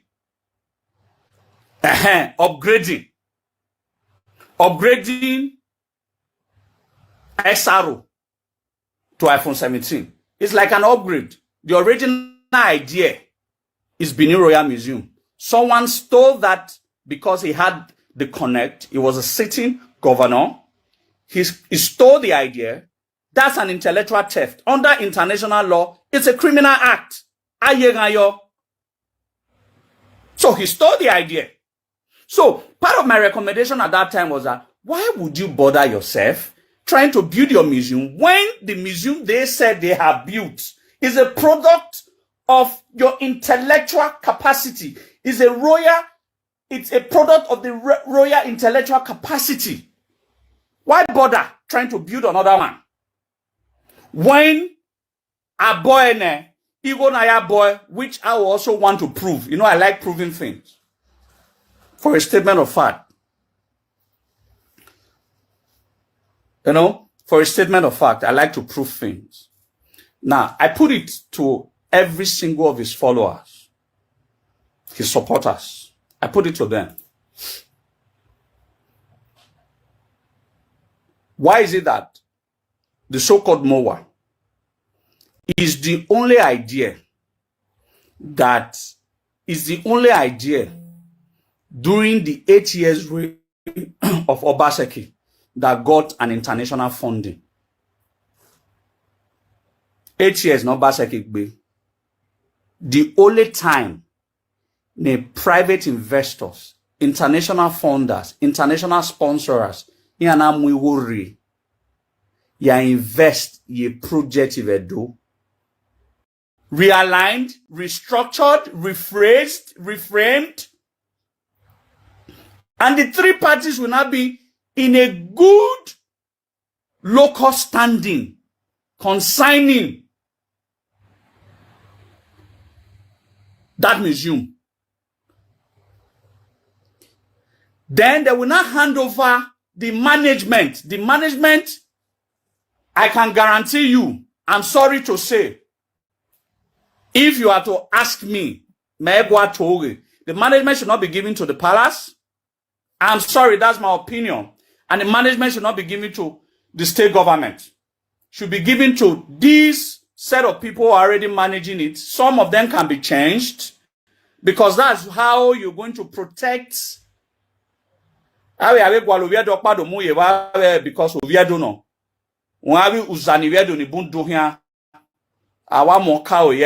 You start seeing they are misbehaving.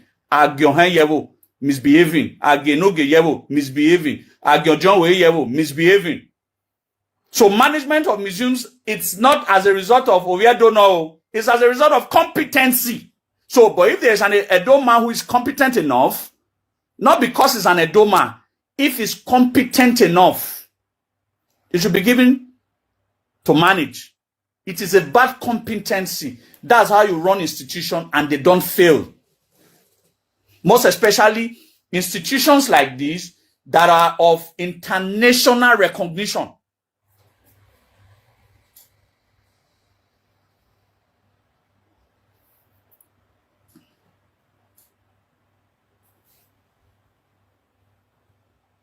Do you understand?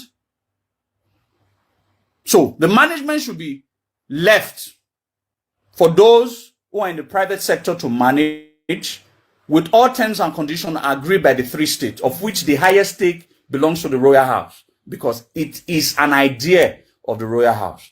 And I'm sure that Ake with 3, 4, 5 meetings on the round tables, all of these things are laid bare. And when all of these things, this thing has nothing to do with emotion. See, I tell some of these Obaseki followers, some of them are too dumb. They usually do not understand why I use the word dumb for them. If, as a sitting governor, you could not defeat the Oba of Benin and the Benin people, do you not think that when he's on exile, when he had all the powers as a sitting governor,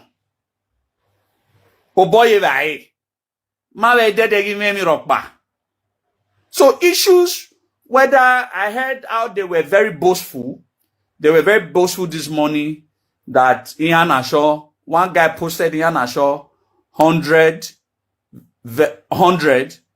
Agobasimi people. He referred to them as Agobasimi rascals as 0.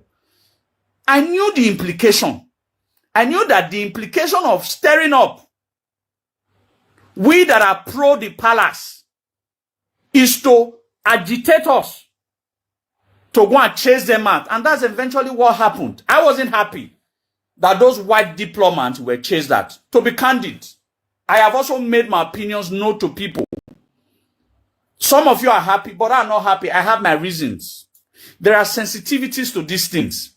What we should be interested in is how to make that place achievable, running, and meet up with the standard. We'll be able to rival every other best museums all over the world. We don't need negativity sort of around that building, that Benin Royal Museum. We don't. But in a way, these people tends to push us to a way that we have to prove to them at that time that and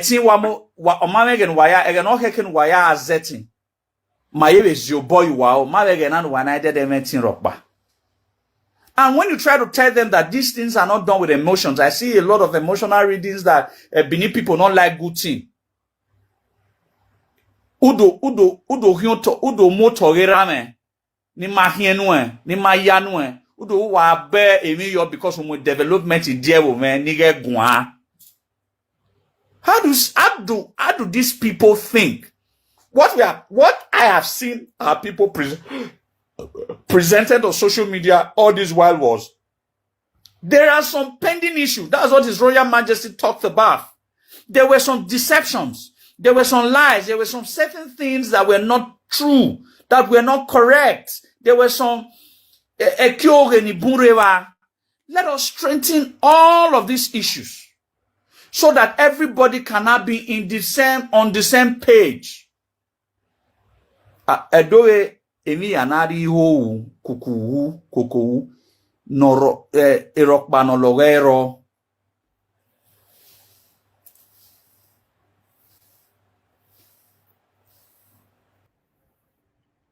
All right. I appreciate every one of you right there, my people. That's all I have on this particular matter in Edo State. Although a lot of people have reacted, but we're going to present those videos differently tomorrow on our pre-recorded videos. So look out for that tomorrow, if the time is permissible, though. Good morning, good afternoon, good evening to every one of you, my people. I appreciate every one of you right there. Thanks for your time with us today. My God, I will bless you. Now, what is currently happening right now in Edo State, I'm not happy about it at all. I'm not. How Obaseki ruled in Edo State and how he left Edo State, to my own understanding, my own perception, is very, very, very disgraceful. Let's be honest. You know, I understand some of you who love him, even though nobody sent them on and love him. You will not agree with me It's very, very disgraceful. Obaseki was acting like a mini god while he was in office as a satanic governor of Edo State. Yes. Even, in fact, I don't want to go to that area. But unfortunately, the way people also went to Mowaa's building to evacuate those foreigners out of that building was totally unacceptable. Was totally unacceptable. Let's be honest. The presentation, the touting, the agberuism, the misbehaving, the destruction of the chairs and everything outside was all uncalled for. All were, in fact, it was very, very disgraceful. There's other way they would have done that without not creating this everlasting, satanic, disgraceful image that will affect us probably forever. Yes, probably forever. It was not the right thing to do. I saw that video. I have to watch that video so many times. The way there was no composure. These guys did not comport themselves. There's nothing at all. Almost all of them there were touts. They were behaving like Agberu. Ebosto, who made speech Ebosto is somebody that I have respect for. But fortunately, it was so disgraceful to choose Ebosto to make speech in the presence of intellectualisms. That was so disgraceful. Edo people are learned people. That was so disgraceful. Listening to him, speaking to these individualisms, asking them to leave, his composure. And God, how did we get here? Obaseki have laid a satanic footstep that have causes all this whole thing. For those of you that will blame Ebosto, that is a tout, blame Kabaka is a tout, blame Obaseki worked with them all. After using them, he dumped them. These people, they built so much hatred for him. Obaseki went to Tony Kabaka. I've said it so many times. He went to Tony Kabaka's house, his residence, to go beg him to support him. He went to Ebosto to beg him to support him. So for those of you who is always praising Obaseki's praises, I don't get it. I don't know where you are coming from. You need to understand this of the foundation of where we find ourselves today. Obaseki is the cause of the problem, this unending problem that is ongoing, where we don't know when it will ever finish. For those, Obaseki created them all. He disrespected the monarch. He acted like a mini god. He was deceptive in the statement, according to the video that I played just now. For those of you who love him, nobody asked you to love people. Instead of you to face the fact, you will prefer to embrace the synthetical. Everything that just happened, the whole thing is just disgraceful. Let's be honest. Let's be honest for ourselves. I'm not interested who will pick offense from my monologue or my speech today. To hell with you, I'm born to ashes. Whoever. This is disgraceful. It's disgraceful, the whole thing. Obaseki ran away from Edo State. Since I grew up, the only governor I've seen that could not hand over. He ran away. He satanically ran away. Him and all his satanic supporters across abroad, they are celebrating satanism everywhere. Till today, nobody asked Obaseki to come back home.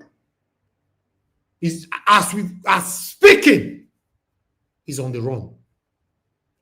Admin, anybody who commits rubbish there, block them on earth and in heaven, no conscience. Please, I'm not here to gather what's it called? Multitude. No. Now only one person deal with me and you are honest, then I'm good to go with that. Anybody who comment directly or indirectly, they take comment and their comment looks suspicious, block them. If they leave, my subscriber will not show. You will not notice. say he come off for my subscriber. Because none of them want to hear the truth. When we are talking to these people here, me and my wonderful panelists every day here, it will look like we don't know what we are doing. It's very unfortunate. One person will come in and rule for 8 years. The person go, your go. Everybody will say, I'm gonna leave and I try. He built secretariat. He do that one. The same way Satanic Oshomole rule for 8 years. He behaved like Okpebholo. They jump from one fence, from window, they enter classroom. People were singing his praises. Oshomole try. Look where we are today. The whole Satanic foundation started all the way from Satanic Lucky Benedion. He hand over to Satanic Oshomole. Oshomole hand over to Satanic Obaseki. Satanic Obaseki hand over now to, or that's why he ran away. He produced or anyhow produced Satanic Okpebholo. Look where we are.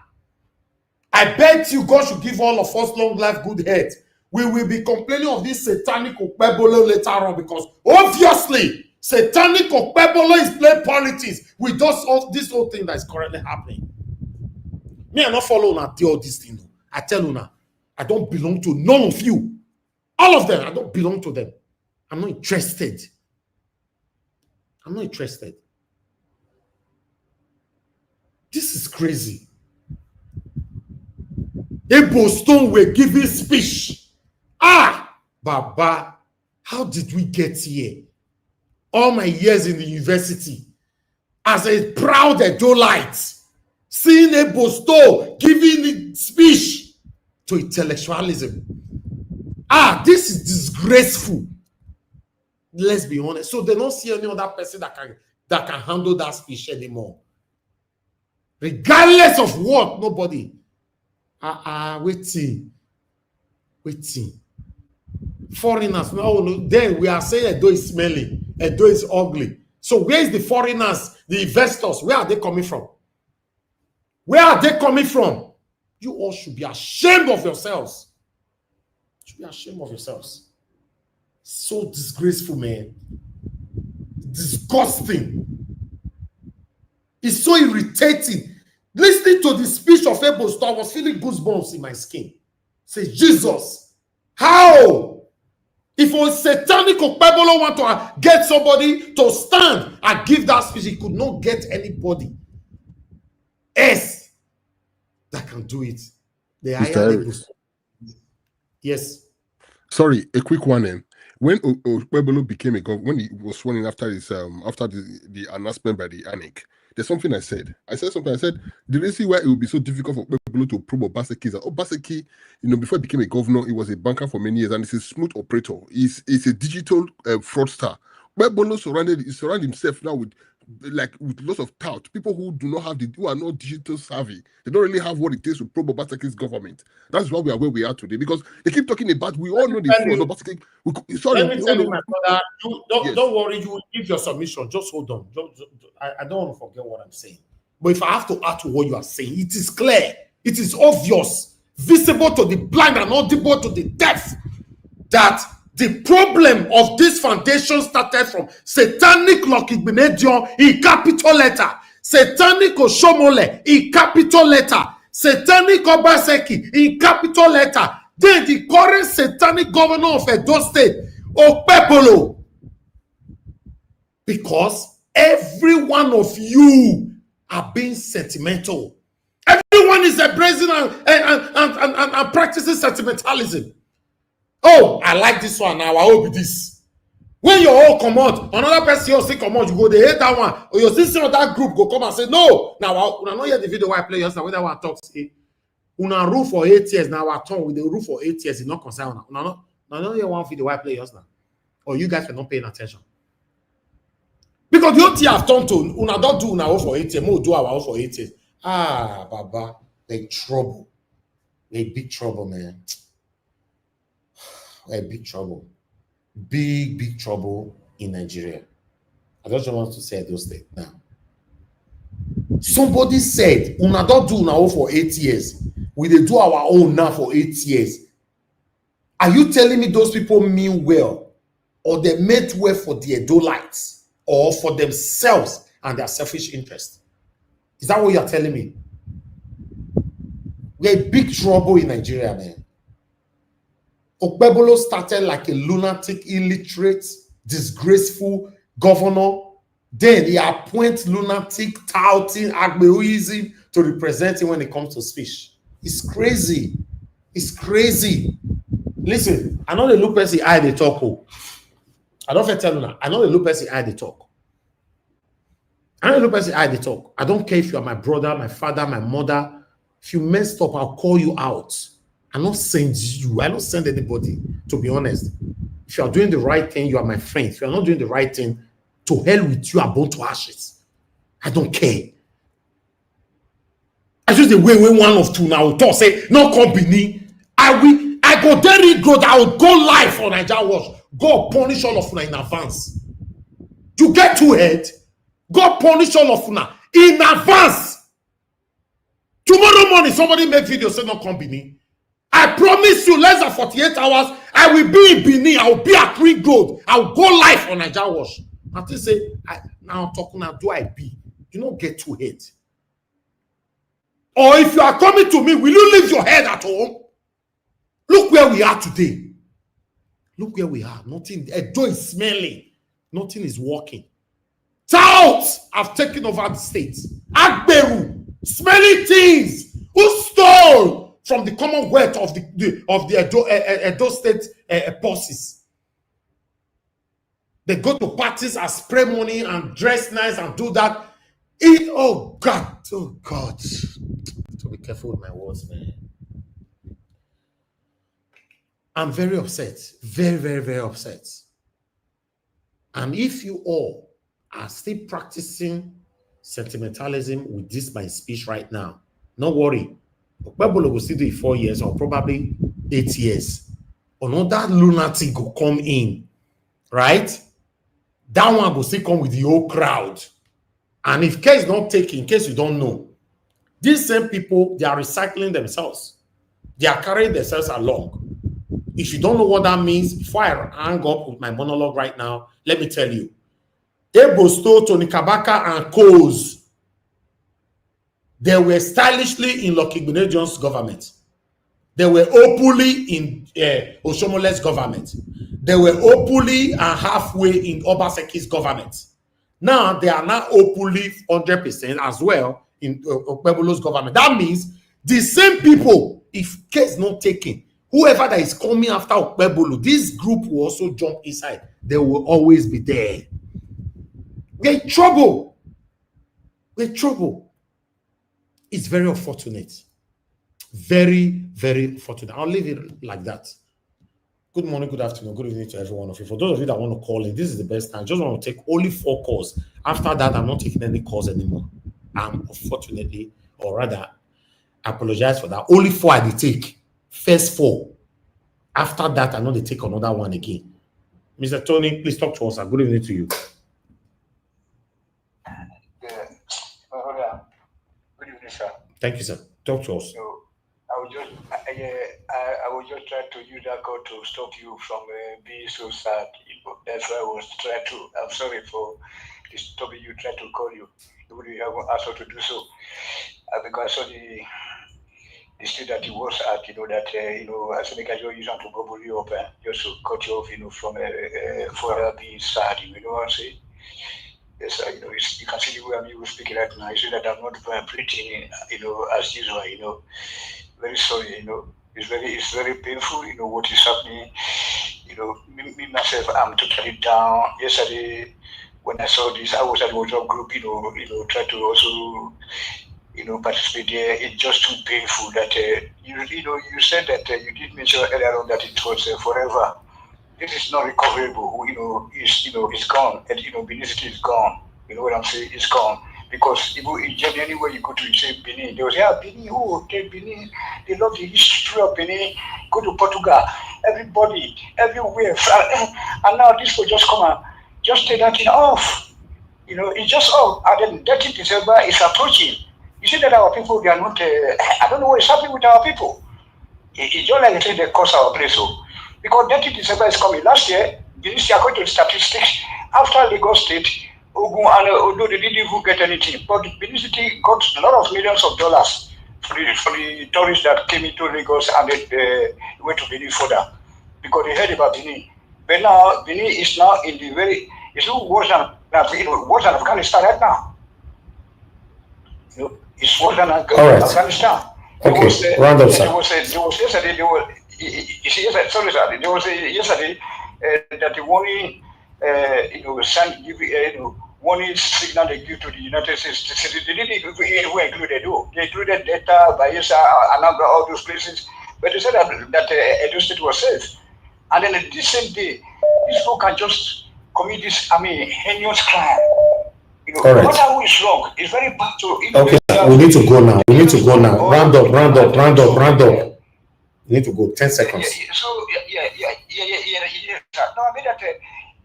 It's just like Amazonas forest. It's just barbaric. It was barbaric. That act was barbaric. No matter who is right or who is wrong, they would have. Approach them differently by saying, "Oh, we are sorry. Okay, how many hours do you guys need?" Okay. Because on the 11th was the opening ceremony on the 11th. So yesterday was just like a special. Okay, Mr. Tony, can you round up, please? Okay. You don't give everybody 10 minutes. Okay, sorry, sir. Thank you, sir. Who did I give 10 minutes? You're not the first caller. Please don't step on my distance. I cut you off, please. Thank you very much for calling in, Mr. Simon. You have only 2 minutes. Talk to us. Yeah, good evening to you, sir. Go ahead. 2 minutes. They talk about development. People say we don't need development for Edo State or for Nigeria. But last, we go see borrow money person not understand. They go say that the people development they come say I want to put that say that they tax all those things. The money, and then they say they use the money they do. Who has the money with the Obaseki? The Oyoba of Edo State tip of Edo State for them. Is she have all those business? Where the one carry those money go? I don't know they go. Well, where they want this money we do now? We got they go draw it for balance for that. So see about we didn't want to talk like this before. So let the bomb it. Now Obaseki there. Now they say this one we have for Edo State. So Obaseki. That man to do. Even if first to go school and a 419 it go become for the but now wow what to do it to do now it's not talking like that was thank you, sir. Now the go may not make no for Europe now be up a make no affect us for it but no good they don't so no too good like that. Okay, thank you. Thank you, sir. Thank you. All right, thank you. You that were calling in, this is the best time to call in. I'm not going to call anybody back today at all. If you are calling back again at 10 seconds, I'm moving to my panelists.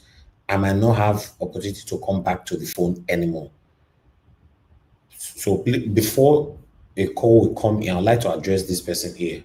You are giving me point of correction. Obaseki did not produce Okpebholo. The satanic, what do they call him? The one we produce, we come here. What did be name again? Why I forget the name now? What do they call the person Obaseki bring now? Anybody on the panel? Aswa Ighodalo. Okay, thank you. The satanic Aswa Ighodalo Obaseki bring. I don't talk about everything where they affect Edo light now. Have you ever seen Aswa Ighodalo as an opposition since that time? Is that not enough for you to know that these people are all satanic?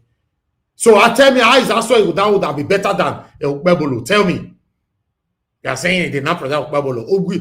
Obaseki brought Aswa Ighodalo so that he will use it to cover all his satanic dealings. And God punish them in Orishi hand. They tell me, say, you don't hear say Aswa Ighodalo don't talk or wait till they affect us today. Mona go tell us, that's why I talk. Both of you will go tell him or both him or God punish all of you now. Mr. Shimizi, talk to us, sir. 2 minutes. Good evening to you, sir. Go ahead, sir. Thank you, sir. 2 minutes. 2 minutes.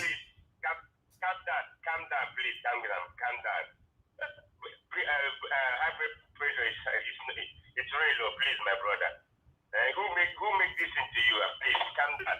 Well, I didn't watch all of everything. I see your monologue and the last video I saw, the guy was talking about, so, and I see some things that saying, see, if the Obaseki did all of this,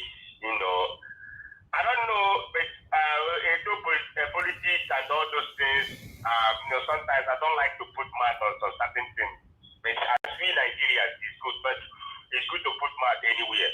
So what I see there, what they did is by driving those people that way, it's not only in Edo that thing will affect. You affect all Nigerians.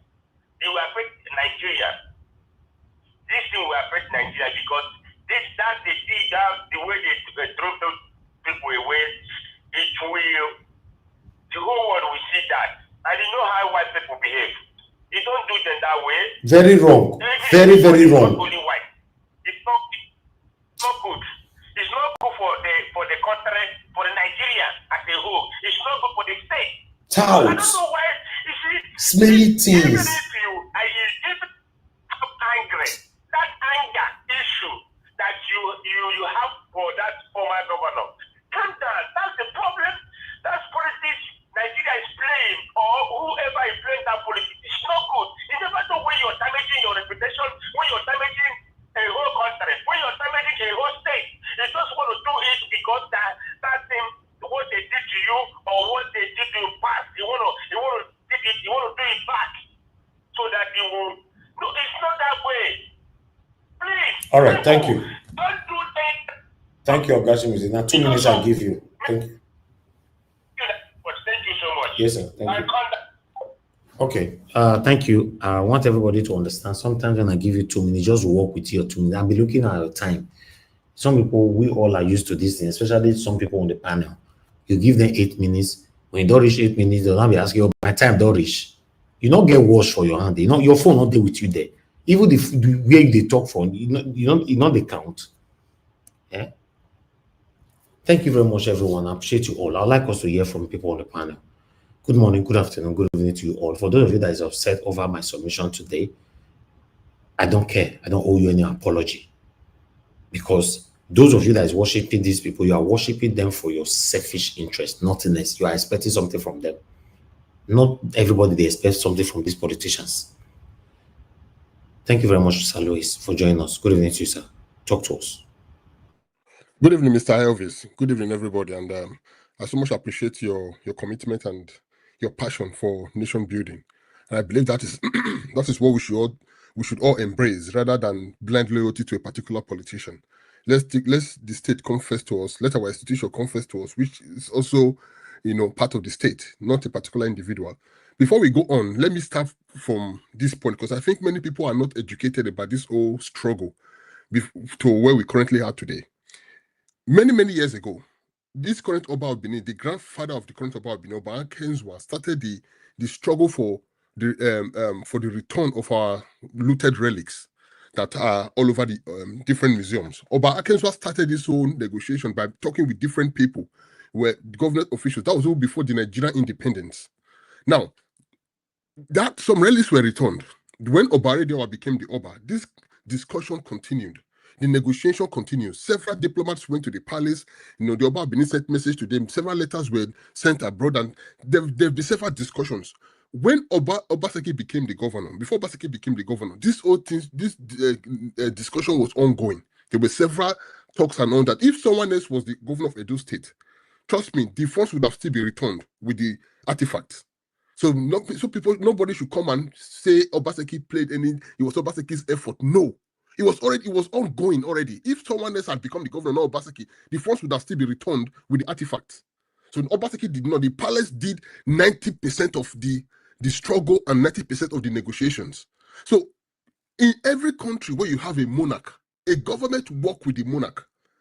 But there'll be some government officials in Nigeria who just want to do their own thing. Lucky Bindo did the same thing. When Lucky Bindo was a governor, he did not actually work fully with the palace with regards to development of the land, because when he became the governor, I was there when Oba Benin was saying, though I watched it on television, when we were telling the governor that the people need development in the land. So people who are saying the Benin people don't want development or the palace is fighting development, people should be truthful and honest. I hate when people allow, people just look at today and they don't want to verify what they are saying. They start spreading rubbish. The palace has always pushed the government to develop the state, develop the people, and empower the people. That has always been a discussion from the palace to the state government. Don't also forget that Lucky Benin did not also have a good time with a good relationship with the palace, because there were several things that Oba Eredewa heard him for with regards to development. When Oshomole became the governor, Oshomole promised the Oba when he went to the palace that he would develop the state, he would develop the road. If we actually want to be honest with that, and Oshomole took it on board, started doing some certain development with roads and all that. So Obaseki came the same thing. So this Oba Benin presented to him the ongoing negotiation and the progress they've made. Obaseki promised him that as a governor, he was going to work with the palace. And this current Oba presented the Royal Benin Museum. Don't forget that during Obaseki's inauguration, before Obaseki's inauguration, that was the coronation of this Oba of Benin. He also became the Oba. And one thing the Oba of Benin fought was CDA, where there were lots of tax in Benin. If you remember that there were a lot of tax in Benin, selling people's land and everything. This Oba of Benin fought it. And he also told the government to also join the palace in fighting insecurity in the state, fighting courtism in the state, and everything. So the palace has always been very much involved in development matters in the state. So people should not come out, because people who are enemies of Benin and enemies of our institution, some non-Edos, they see this as an avenue to start saying rubbish. People, please be honest with your submissions. I will not take that from anybody to insult my people. You can disagree with the government. I have no business with Okpebholo or whatever, but do not insult the institutions. Now, Obaseki made all the negotiations with the palace. And when he got to the point where the disagreement started, Obaseki was far more loyal to people that were not of Benin interest, people living outside the state. On many occasions, I've met several people that served in Obaseki's government. And what they've said was people who benefited more from Obaseki's government, majority of them were not Edo people. They were people, Obaseki's friends living in Lagos.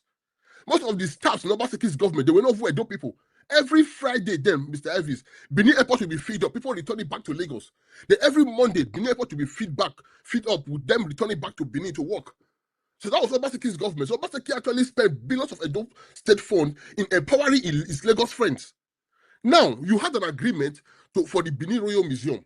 You now got to the peak of after everything has been finalized, you now changed it to Mowaa. What is Mowaa? Now, the simple question we've asked them over for some days now, that all Obaseki supporters, they've not answered this. Who is the owner of Mowaa? How can you build an institution like that, a monument like that, on a land worth 11 billion naira, 11.something billion naira? You also spent 3.something billion of the state fund. And now, you now come out to say the state government has no stake in it. It's for some private NGO. Who does that? If that happened in a developed country, for those of you who live abroad, supporting Obaseki and coming to say nonsense, shame on you. If the country you live in was run the same way Obaseki ran Edo State, will you be living in that country?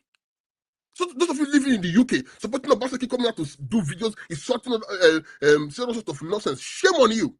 If UK was run the way Obaseki ran Edo State, will you be living in the UK? I hate when I see Nigerians, you live abroad, you enjoy the good institution and good governance abroad, you still support the purity back home. Shame on you. How can you spend such amount to build an institution like that, and then you say it's owned by private NGO? If that was in the US or UK, Obaseki would be in prison right now. There was an agreement within the Dutch and some other European countries to return these artifacts to Benin with funds. 50-something million euros that was sent, that was given to Obaseki. What did they do with the money? 90 million euros that was also returned. What did they do with the money? Now, who is the owner of this current Mowaa that is now currently in Benin? Who owns it? Now, I don't like the way Okpebholo boys went over this whole thing. When they went to tell those guys to leave that place, the police, they could have allowed the police do their job. That is the duty of the police, to go there, address it. These are foreign diplomats. Go to them respectfully, address them, speak to them with civility, like, okay, please, the state government there's an investigation going on right now. Please, we cannot allow this event to continue, and allow them do what they want to do in just a few minutes, and let them respectfully leave. Escort them back to Proti Hotel that they all lodged. But for you to send a Boston, that is what I said when this man became a governor. I said, Obaseki surrounded himself with smooth criminals, but Okpebholo is making a mistake by surrounding himself with Agberus. That is the difference between Okpebholo and Obaseki. And I don't see what talk should be taking the front role in matters like this. But please, Edo people and those who are non-Edos, you have to learn to look for the truth of what is happening. Do not allow your emotions becloud your judgment and start supporting nonsense or rubbish.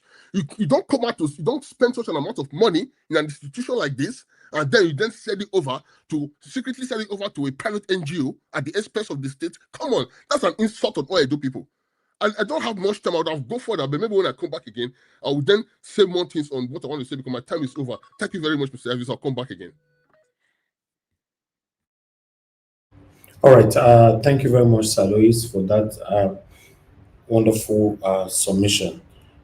Thanks for saying it how it is, regardless of whoever that will pick offense from it. You don't care. I appreciate you all right there. Thank you very much, my people. I'd like us to hear from Dream Nation. Then I come to Mr. Jonathan, Midwest people, before Mr. Odoa. Dream Nation, is good to have you on the show, my brother. Mr. Alabo, please Good talk to evening, us. my brother, my brother. In the para today, good evening, sir. It's good sometime to pour it out. Good evening, sir, for what you do. However, I don't know if those people, the way you are crying out and expressing yourself because you want your state to be a better place, you want the leaders to do things right. But many are out there. They will be seeing you. They will say, waiting this one, they talk. Now you go come change our culture. For Nigeria, corruption is a way of life. Good evening, everyone on the panelists. Good evening, Nigerians on the comment section. Let's continue to like and share. Thank you, Amomi Daspara. Thank you, Mr. Evis, for what you do. God bless you, sir. However, Mr. Evis, the mistake has been made. This shouting you are doing today, are you ready to go dirty? Because we will say that Edo State is over 70% of people in Edo State can read and write. Over 70% can read and write. It's not a place that you will say majority are illiterate. No, that is not Edo State for you. You have great minds. But are these minds and the intellectual, are they ready to go dirty? Like the Agboros who have taken over the space of governance. That is the problem we have in Nigeria. Tinubu built himself with Agboros and few intellectuals. He used the Agboro on the street to carry out his activity he wants to do. And today is the president. So every one of them is taking steps from that way. The intellectuals, are they ready to go dirty like them? Because for us to take back Nigeria, everybody has to go mad.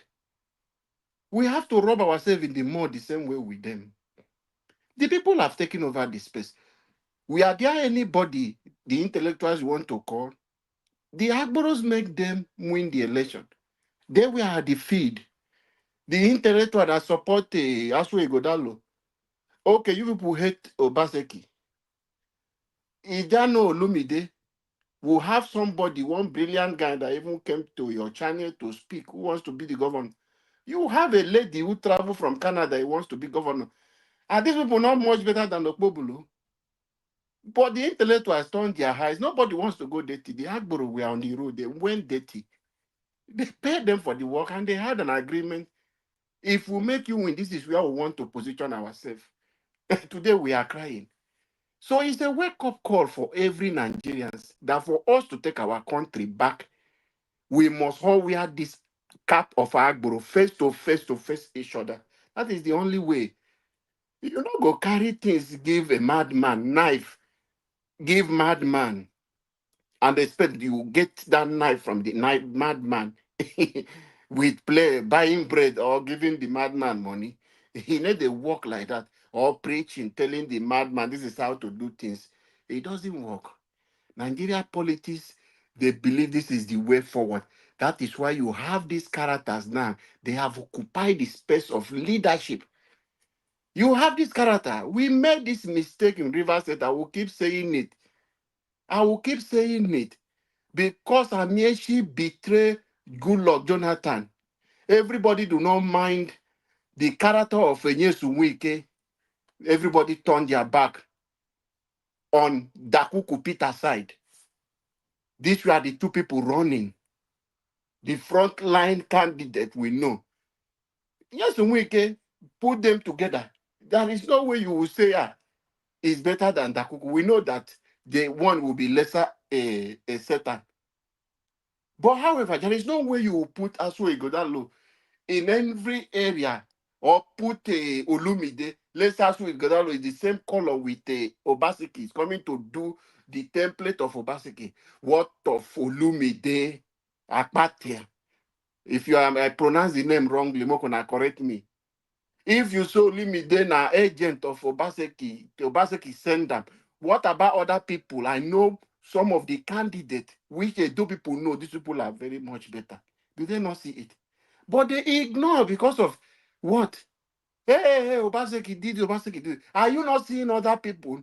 You are allowed the least among you people. These people were there following Okpebholo. You people did not see that it was Agboro then. They follow Okpebholo from places to places. They fought and make him carry the ballot, intimidate people. Even after the election, they still went to court, beating people, doing all the dirty work. They declare him through the court. Today, how you want to pursue them? They have an agreement.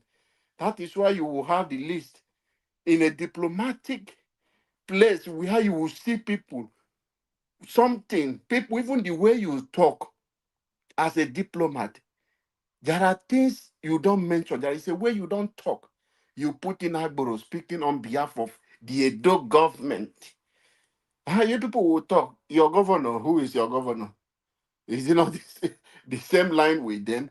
That is the thing. So this mistake has been made. You are going to live with it for 4 good years, if not for 8 years, except all of you go dirty like the Agboros and take over Edo state. So no matter your paper, your certificate, doctorate degree, everything you have, if you love your state, this is the time everyone should wake up in Nigeria and begin to think of how you can collect this power you gave to my people. It's not business as usual. If not, every day we will continue coming here, crying, talking, crying, talking. They will stay in their beer parlor, like you mentioned, Mr. Evie said, and they go drink. They will continue, as I'm talking to you now, the day for one I shower water with some people, they do blum blum. They are enjoying drinking beer. We are here shouting. You go, will continue to shout from now till tomorrow. They still hold the knife and yam. With the goat where they go take do pepper soup, which we, the citizen, now we they take do the pepper soup. They are eating the resources. Those people are criminal. Whatever thing is your Okpebholo doing today, whatever thing is happening, before Okpebholo will leave Edo State, he will put his own company. It's already doing. Is the culture. They see it as a way of life. They don't see corruption as a sin, as something that is bad.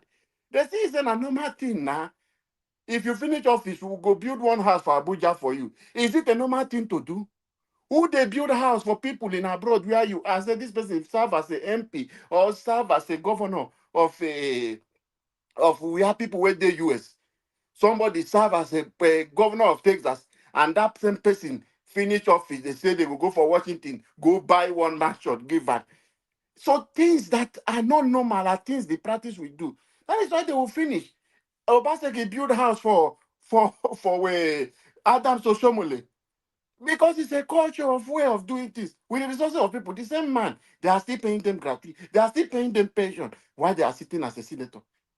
So it's a culture. They see it as a way of life. They will continue until we, the Nigeria people, will rise and decide to take the step of President Tinubu, grab it. It's not serve a la carte. You have to grab it. You have to run away with it. Every Nigerian must wake up and know that power is not served a la carte.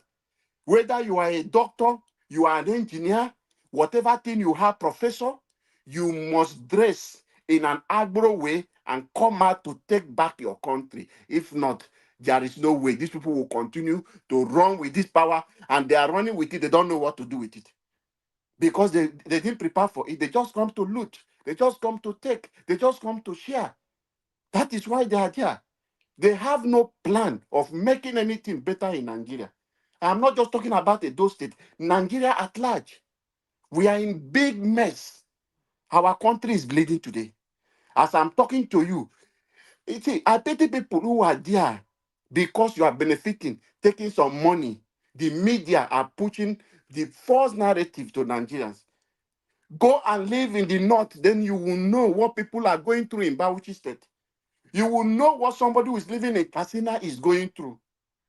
Ask Igbo man who is doing business in Katsina, he will tell you his experience. Ask an Igbo man who is doing business in Sokoto, he will tell you his experience as a Christian. A lot is going on. We cannot exist in a place where different constitution is operating, and one that seems to be a lesser one that was smuggled into our constitution is bigger than the whole constitution of Nigeria. We must unite as a people and come together to take back our country. Our country is bleeding. It needs you, the professor. Professor, you are not there to rig election. You are there to help to build your nation. Professors in other places, they are known for good character. It's not just about reading or writing books. But today, professors in Nigeria are known for professors of rigging of election. Even those that claim that they are intellectuals, they are technocrats. Look at the character of Soludo today.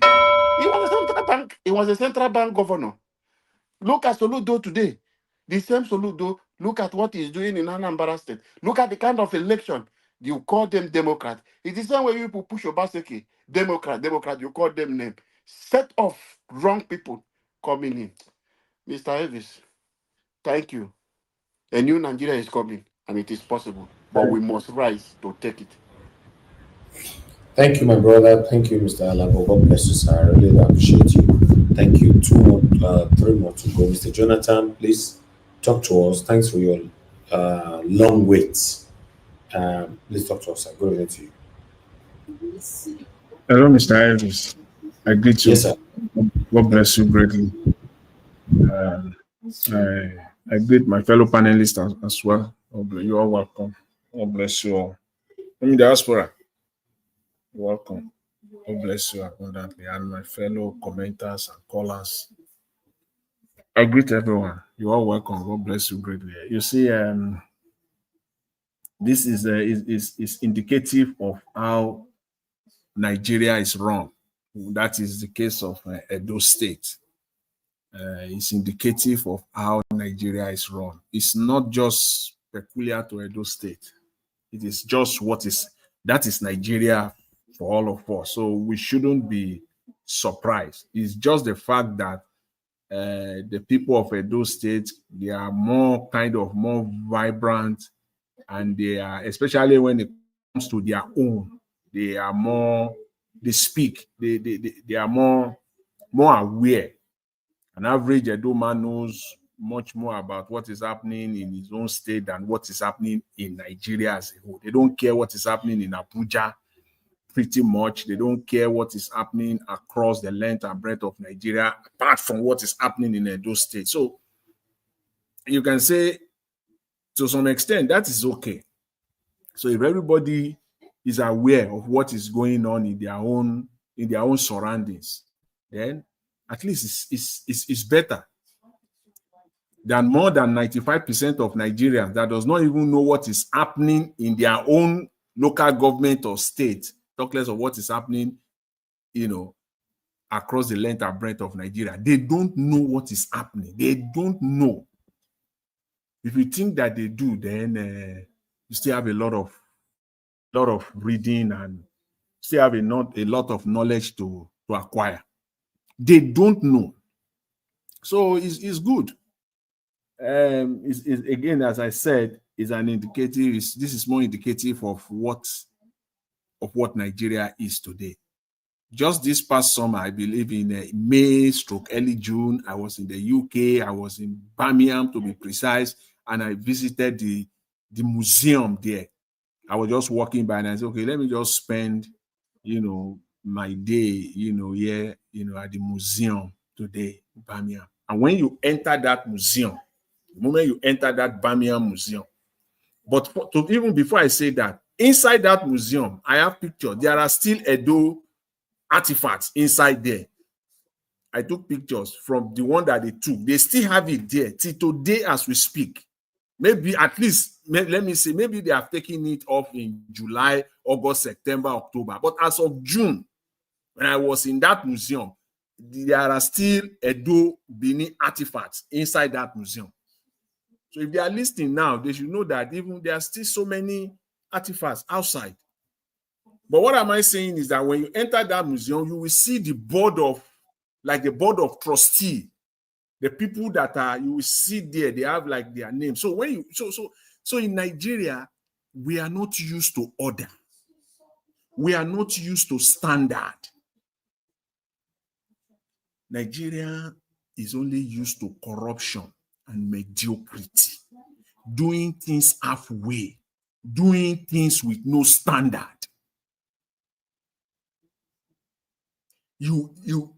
They just want to do things without responsibility and accountability so that it belongs to them. They will be in charge. Go to museums. This was in 2025. In 2024, I was at the Berlin Museum. Same thing. At the Art of Berlin there, at the Gothenburg, that wall, the West and East Berlin. I was inside that museum. It is the same thing. You will see the people like the people that control, like the administrators. They just will not, that is their names. They just will not do things right in Nigeria. And they know. What is it? Is it rocket science? Museum. Is it not just to have administrators? And these administrators, like in Bamia, they are locals. They are locals. They are not going to go and import somebody from, not even in UK there, they won't go and import somebody from Manchester or from Liverpool. Locals there, they are the ones like the board of trust, and they are there for a term of 2 years. It is not in perpetuity. The Oba may have, the permanent seat in that council of museum, the permanent seat as the Oba of Benin. And then they will now choose, indigenes, sons and daughters, respectable sons and daughters that will be the administrator on a 2-year term, even on a 1-year term, as administrators of the museum. What is the problem here? Is it simply because politicians just want something that they will eat in perpetuity, something that they will steal in perpetuity, something that they will have control of in perpetuity for themselves? If not, what is the problem of Obaseki? You were once the governor of the state, you had your 8 years, period. Get a damn off the space. You have anything, nothing. But they still want to have their hands here and there, bits and pieces all over the space. They still want to. What is wrong with our people? I've been to museums all over Europe. You will see it is the museum of so museum of this. Which one is? I've not been to, like, you are in Berlin, and then they say the Museum of Europe. How? It is Benin. It is Benin. That is even senseless. This name thing is as simple, it's straightforward. It is the Benin Royal Museum, period. Which one is East Africa, whatever again? If not criminality, if not fraud that has eaten into the fibers of every Nigerian public officials. In fact, if you have Benin Royal Museum, that is the legacy. It will be there, historical, forever. Just to distort history, that is in itself is fraudulent. That in itself is fraud. the people that agrees to that even perpetrated that for this long, they are criminals. It's as simple as that. You are not from that. You are from that state. You are a Benin man. Shouldn't you be proud that this place should be called Benin Royal Museum? Which one is West Africa, just to attach it to themselves? It's so sickening. Very simple thing. They still can't do it. It's indicative of our problems all over Nigeria. The lies, as I always say, Nigeria is a country of lies. They swim, they eat, they sleep, they wake up in lies. And as I've said, the day the country called Nigeria wakes up to truth, that is the day the country will begin to rise. Until that day, they have no capacity to say the truth. They are embellished inside lies. They live inside lies. That's what they say every day. I was saying the other day, why should I believe the Nigerian government, for crying out loud? Why? On what basis? Everything they say is lie. Look at statistics all over the space. They are throwing statistics out now. Muslim, Christian pie, Muslim pie. What rubbish? For crying, what garbage? What for crying out loud? People are dying. People are buying. That should be the focus. And now you say, okay, who are those killing those? The Muslims that are being pied? Who are those killing them? Is it Christian? Or are Christians are the ones that are buying them? Because of lies, they cannot just say the truth. They are wasting their time now, wasting resources now on lies and propaganda. They just edify lies, glorify lies. Every day there's no limit to, okay, government is playing propaganda, fine. There's no limit for them. And before you say jack, they will be talking about sovereignty. They will be talking about your loyalty to your nation. Who is more deceptive? Who is more detrimental? Is it not the people that are lying all over the space that are killing the country? Everything is about lies. And let me say this, as far as this US stuff is concerned, it's going to happen. You can mark it. It's going to happen. The earlier the Nigerian state begins to say the truth, the better. Because as they are wasting time, right now it is only the Americans. As we speak, it's only the Americans.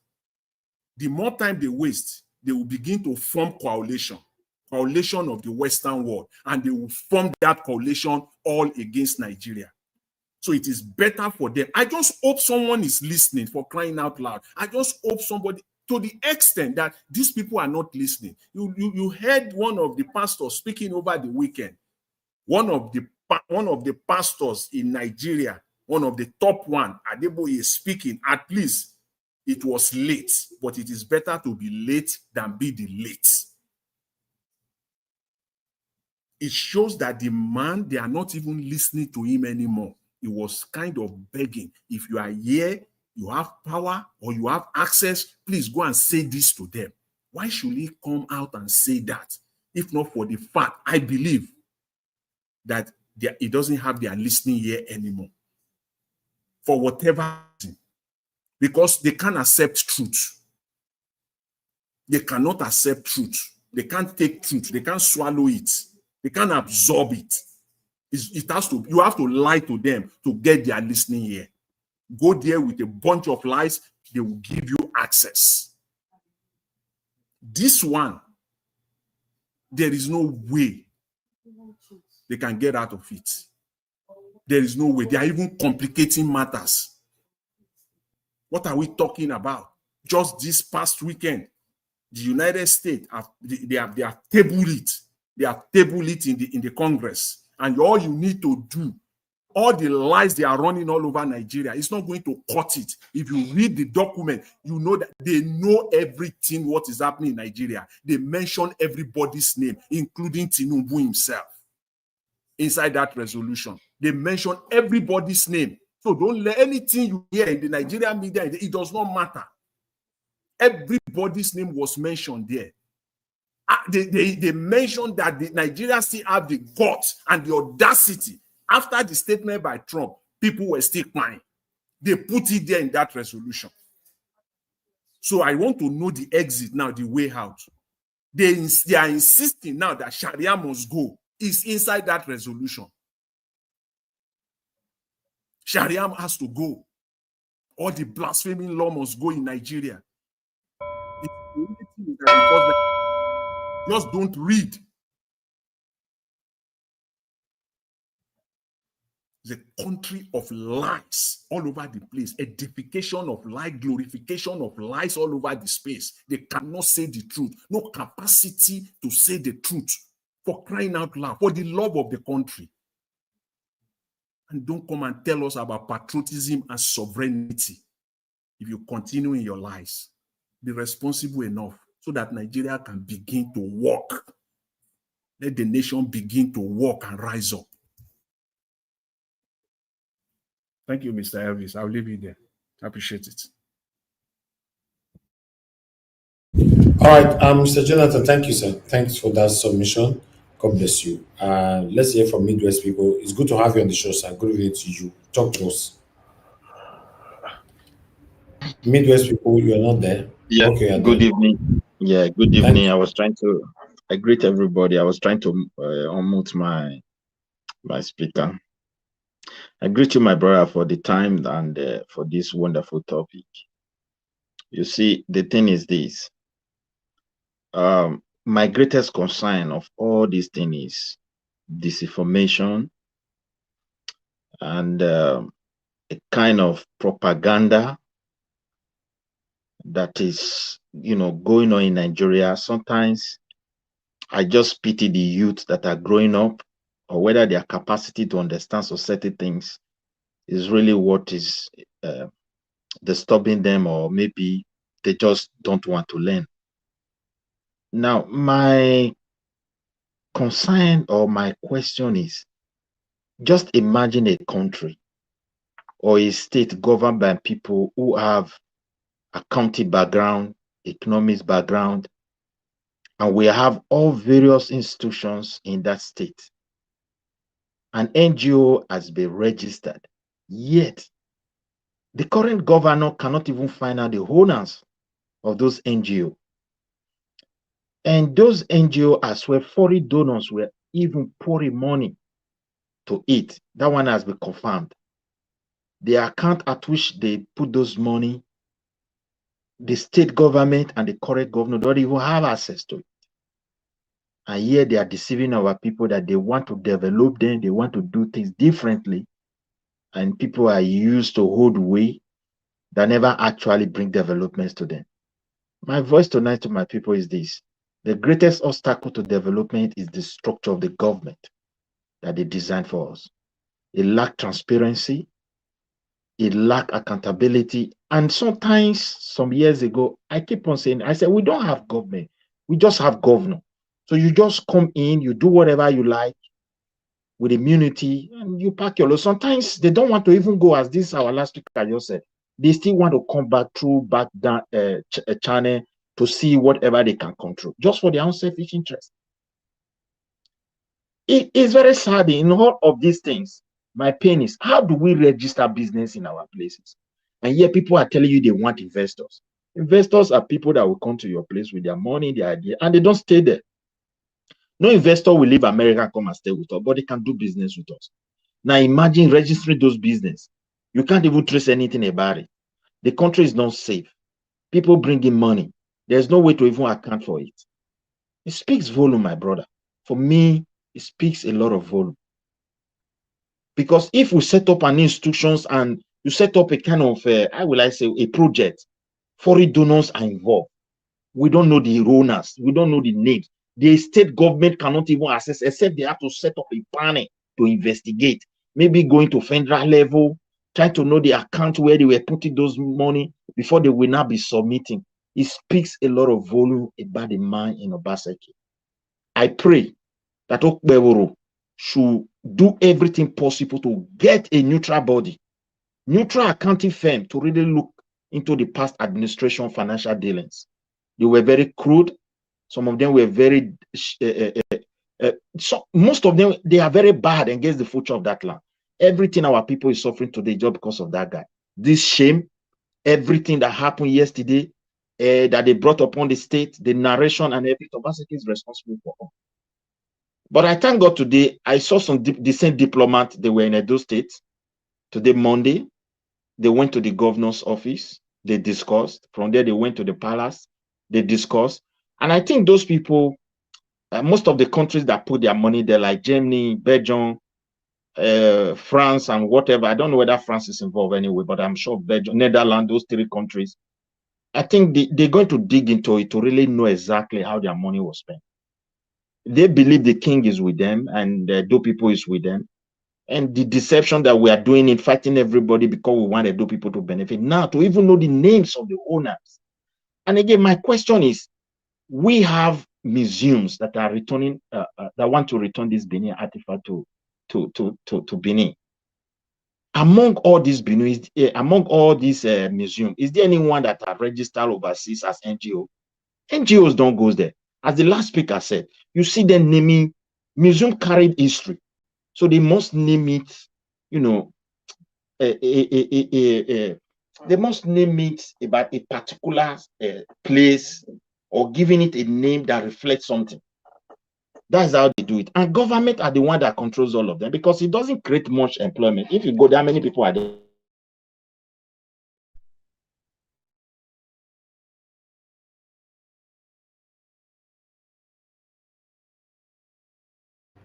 We lost you there. We can't hear you anymore. All right.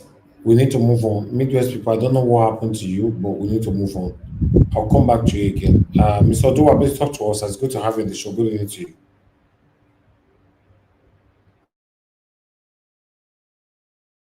Mr. Oduwa is not there. Can you guys hear me? Yeah, loud and clear. I can hear you. Okay, I'll go see him. Please talk to us, sir. Good evening to you.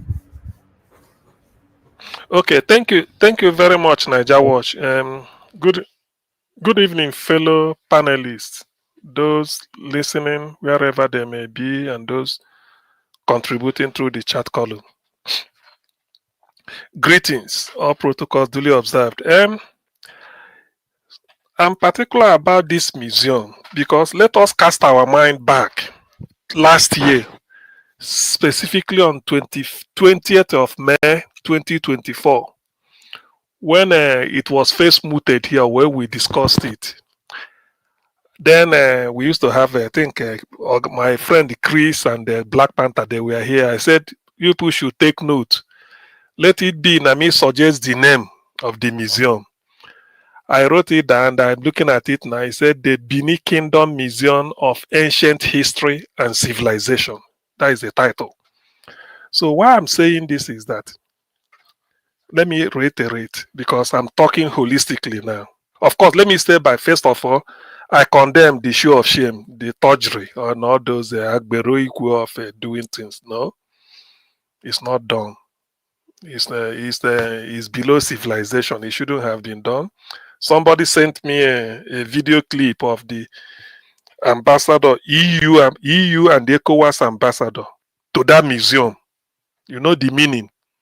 EU ambassador coming to the museum because he had a feedback to send. That is how good, that is how important that museum is. So back to what I'm saying, or let me also add this. I've done a little bit of background this evening on that museum. It was designed by a Ghanaian architect, one of the best, and they have designed so many buildings. The name is David Ajay. From what I read, the museum is on number 1 Benin Sapele Road, Benin City. Even the telephone number is there for contact. So because of the architect, because sometimes people might not know what draws people to important public building. When they hear that the architect who designed this building, they will like to go and see it because they know the way his works are. So I've been looking at it from outside. I've not get into it. I just looked at the picture on the internet. It's what it looks like, because you see, the building, the ambience is like maybe Guggenheim Museum in New York, and the way it is. Museums are not supposed to be glass house or all these things. No, you may look at it as a mud house, but when you architecturally you see that it's telling you, because it has to radiate the past. It shows you think of the imagination, and the way it was carved is like they're writing M and W. There's a way the curve is. So it's something to study. Now, why I'm saying this, why I'm particular about this is this. People might not know that the whole world visit Egypt for one thing, and one thing alone: pyramid. If you go to any Egyptian embassy anywhere in the world, at the moment they are giving you visa, they are giving you a leaflet. Oh, try and visit our pyramid. It's not easy. You have to go and pay some pound or dollar to just get in, and somebody will walk you around it. That's all. That's why the world go to Egypt. It's not because of the hotel in the beach. There are beaches all over Spain, all over Florida, parts of California, everywhere now, in Brazil, anywhere. But that Egypt, because of because of the pyramid, something that is ancient, maybe telling you about 1,000 years history. Now, I envisage this museum to be something in that capacity, because I said it. I remember what was my contribution. I said this should be something like, if you want to say, if you come into Nigeria, they say, there's a museum, very important museum. People can even come without going anywhere. Now, having said all this, you can now sort of contextualize what happened recently. So I don't really, it's a show of shame. Institutions like this should be above politics. Please, it should be above anything. It's a life of its own. It's a museum. You go there to see the ancient civilization. Oh, look at the type of cooking spoon these people used to eat in those days, 1,000. This is what people want to see. And then what is it? Archaeologists will now start to sort of carbon date it, and start to, there are a lot to go into this. So there are a lot to go into it. Having said that, and then there's something like a board that will oversee it. It must not necessarily, it cannot just be any Dick and Harry. Yes, the day-to-day running can be any, like Jonathan was saying, yes, the day-to-day running, you come there, maybe somebody that with the tour guide who will take you and they explain this, if anything, explaining. Those ones can be local people. But the people that will determine its economic value and importance and regeneration and how to keep it sacrosanct, take it out of politics and out of anything.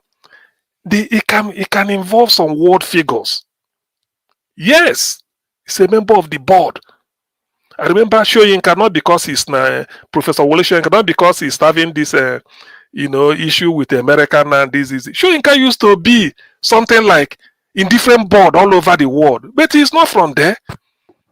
They call them Party Tom Okonjo Iweala. You see, them Okonjo was in what is it called, vaccine something, or those things. But it's not only just be there. So I'm expecting this type of thing because of what it portends. It's not something that should be made in a normal party, this party that. Is a shame. Okay, now the ambassador, according to the film, the clip they sent to me from being interviewed in ITV Benin, he's expressing he's not happy that talks drove them away. Even the BBC News now, if you Google and say BBC, say what happened, the talks. No. So this, you see, what I'm trying to say is that people should live up and understand the gold they have. This is treasure. This is civilization. It's not something, it's not like somebody built an industry to they yield money, or maybe you open one type of a supermarket or bus stop, or even if you build a state university. So this type of thing, please, people they have to come back together and then see what this is rubbish. This is really denting the image of the thing. When I read that, I said most people do not even understand what this museum should symbolize. Let me hold on here for now. Thank you, Niger Watch. All right, thank you, Augustine. Thank you, sir. Mr. Odua, are you ready now? Okay. Thank you, Good sir. Good evening. evening. Good evening, Mr. Najawash. Thank you very much. Good evening, everyone in the panel. Thank you for your view, your concern, and your good evening, Mommy Diaspora. Koye Kadao. Urwese, Senu Yeweni, Umayo Yesegewa, Urwese Kakabo. Good evening, commenters, listeners, and viewers, and the passerby. Where the concept of museum, the shape, and the beauty, whatever. And those Obaseki supporters, not Obaseki supporters, thank you all. Where at times event happens so that history will be made. What I will have to say in this museum discussions or the strategy or whatever, it is that Obaseki came to Edo because he want to grow up himself in business. And that is why he was MOU governor, because experience is really what defines human capacity. I will say that Obaseki was just looking for everywhere to make money, by all means, by fire, by force. So when people say that this museum was conveyed by private or whatever, first when we were hearing, I thought it was Mowaa or Mowaa. So because there is a name which we used to sing in our land, that Mowaa Goku, Mowaa Govia, so it was a great person as of his job.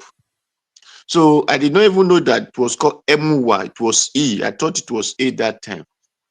But suddenly I'm not hearing that E or A that was added to it is no longer there. It's now a West Africa artifact or whatever, museum. So, and it become private. You see people are saying, they want to create job. Hey, two people doesn't like this. Please, when you people are talking, sit down and reason. Don't just talk because you have math. No. I know it was disgrace, but Obaseki is the greatest disgrace that come to that land, because his father or his great grandfather, whatever father he has to, because that bear that Obaseki was the first person that start this evil attitude, and that was why even Pedro don't even want this Nogemase to become a governor. A Pedro that is still bearing Obaseki. And people were saying that this man, we should remember the root he came from. But people say, okay, maybe he will change from that is whatever grandfather or great-grandfather or great-great-grandfather attitude. But no one knows that the same barbaric art spirit of that man is still on this Nogemase. Because I used to say here that I wrote letter to Obaseki that how can we recover, how can we revamp? At that time, I did not know that they sold Okpebholo made factory. How can we revamp it so that we work for the Edo people? I'm not saying we work for me as a person or work for, wanting to work for the Edo people. He said he doesn't have ministers that will supervise the job. That time I did not know that they have sold it. So the message is sent to us that he thought we wanted to come at tie road so that he will bring contractor. Then we will bring the money for him. He will bring the contractor that will tie the road. So if we are bringing money, we cannot bring contractor that will do the road. So that is to tell you, he came just to make business in Edo people's head. This museum that people are saying the Oba doesn't have stake. Those artifacts that was they taken from your grandfather's house, or was they taken from your great-great-grandfather's place that you said Oba doesn't have stake? Those artifacts started before Oba, it started during the time of Akenzua. They returned in the time of Akenzua. They returned in the time of Erediawa, and they return some now. They will still keep on returning. Now, this is why people said that they don't want to return those artifacts in a place that it will not be useful. Before they return in this Obaseki time, that was what they said. That was what led to this museum that they are building. So we don't know how it become the West Africa's own. So if they bring the artifact, it should be kept in a museum where our president Oba said his father have already made a provisions of the place that it will be kept. That is what is called Oba Kezwa Cultural Center. So they said they will do it as the Royal Museum. Did you know that Obaseki went and closed that place, that it no longer function? Until Obaseki left the governor's seat, that place was closed. It do no longer function. Then because he has these emotions, okay, that was how he destroyed Specialist Hospital. The place that is being built, this museum is built now, is a place that was using as an hospital before. Specialist Hospital, you destroy it, then he started building this museum. What led to the reason it became Ogyoba was the money that come along with the museum, with this artifact. So those people who are saying Oba doesn't have stake, if they are returning that money when they thief your property, who are they going to give the money to? Is it not you when they are returning your property to you? Then what concern Obaseki with the artifact that he was not dragging? When they say he's dragging the artifact, he's dragging the artifact, taking the money along with it. So when the money has been used to build museum and you are saying that Oba doesn't have stake, who are you? Because you don't have sense to think at all. The money that they return, the Netherlands return, and it's because it was two countries that returned with money, was used for the museum. So because Obaseki want just to make money by fire, by force. And that is why now it's a private entity. How will it be a private entity? If they are returning, if it is a private entity, why are you returning the artifact of the royal Benin history to a private entity? So we should think before we talk. First is it the Africa people who decide to say they want to come and build museum in our land where it now become the West Africa whatever? So he want to create job. He will create job. Yes, he will create. How many people will the museum employ? If really we want to create job, how many people is going to employ?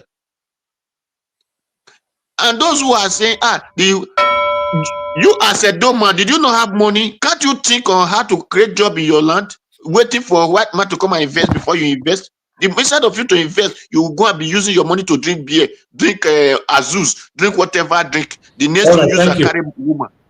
Thank you, Mr. Najai Wash. Thank you, Mr. Dua. God bless you, sir. Thank you. Okay, guys, we're having our final submission now. Let's be strict with 2 minutes, so we take it from here. Saluis, please give us your 2 minutes final submission. Thank you, sir. Thank you, Mr. Evis. I think we need to get to the bottom point of this whole discussion. Obaseki messed up. There was so much fraud connecting to this Mowaa and now Mowaa. Okay, I don't really care about anyone's submission that is contrary to the fact on ground. This is not by emotions or whatever. Because when it comes to issues like this, it's not about looking at those who are connected to it, like the Philippe Nacho, who is working with Obaseki, who is also in charge of Obaseki's Afri investment business. I don't know if that's the full name of Obaseki's business, and the same man is the same person who is in charge of this Mowaa in Benin. No, now the simple question we've asked them over for some days now is, who owns Mowaa? The funds that were sent by the European Union and by these European delegates and the European countries, how were those funds spent? These are simple questions. So Obaseki's idiots are all over the place, sell sort of rubbish. Who owns Mowaa? How can you build such an institution with so much funds, 3.something billion naira of government fund on a land worth 11.something billion, and then tell the people that it belongs to a private NGO? Are you okay? And some silly idiots from are sitting somewhere or abroad saying rubbish. Please, let's get to the fact of this matter. And that's exactly what we are dealing with right now. And for those who are saying these people investment will not come, they will come because they are connected to the palace, not to the governor. The connection of these foreign European delegates are first to the palace, then to the governor. So this matter will be dealt with, and the relationship with the palace and the European delegate will still continue.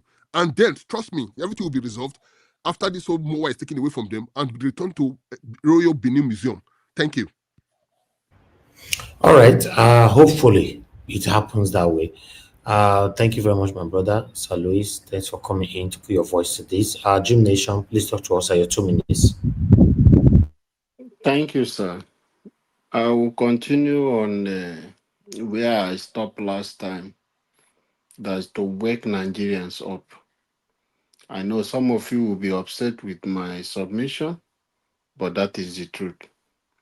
We must wear our shoe, begin to dress and act like the same way those who think they are criminals, those who think they are agros, they have taken over the space. It's just like our military today.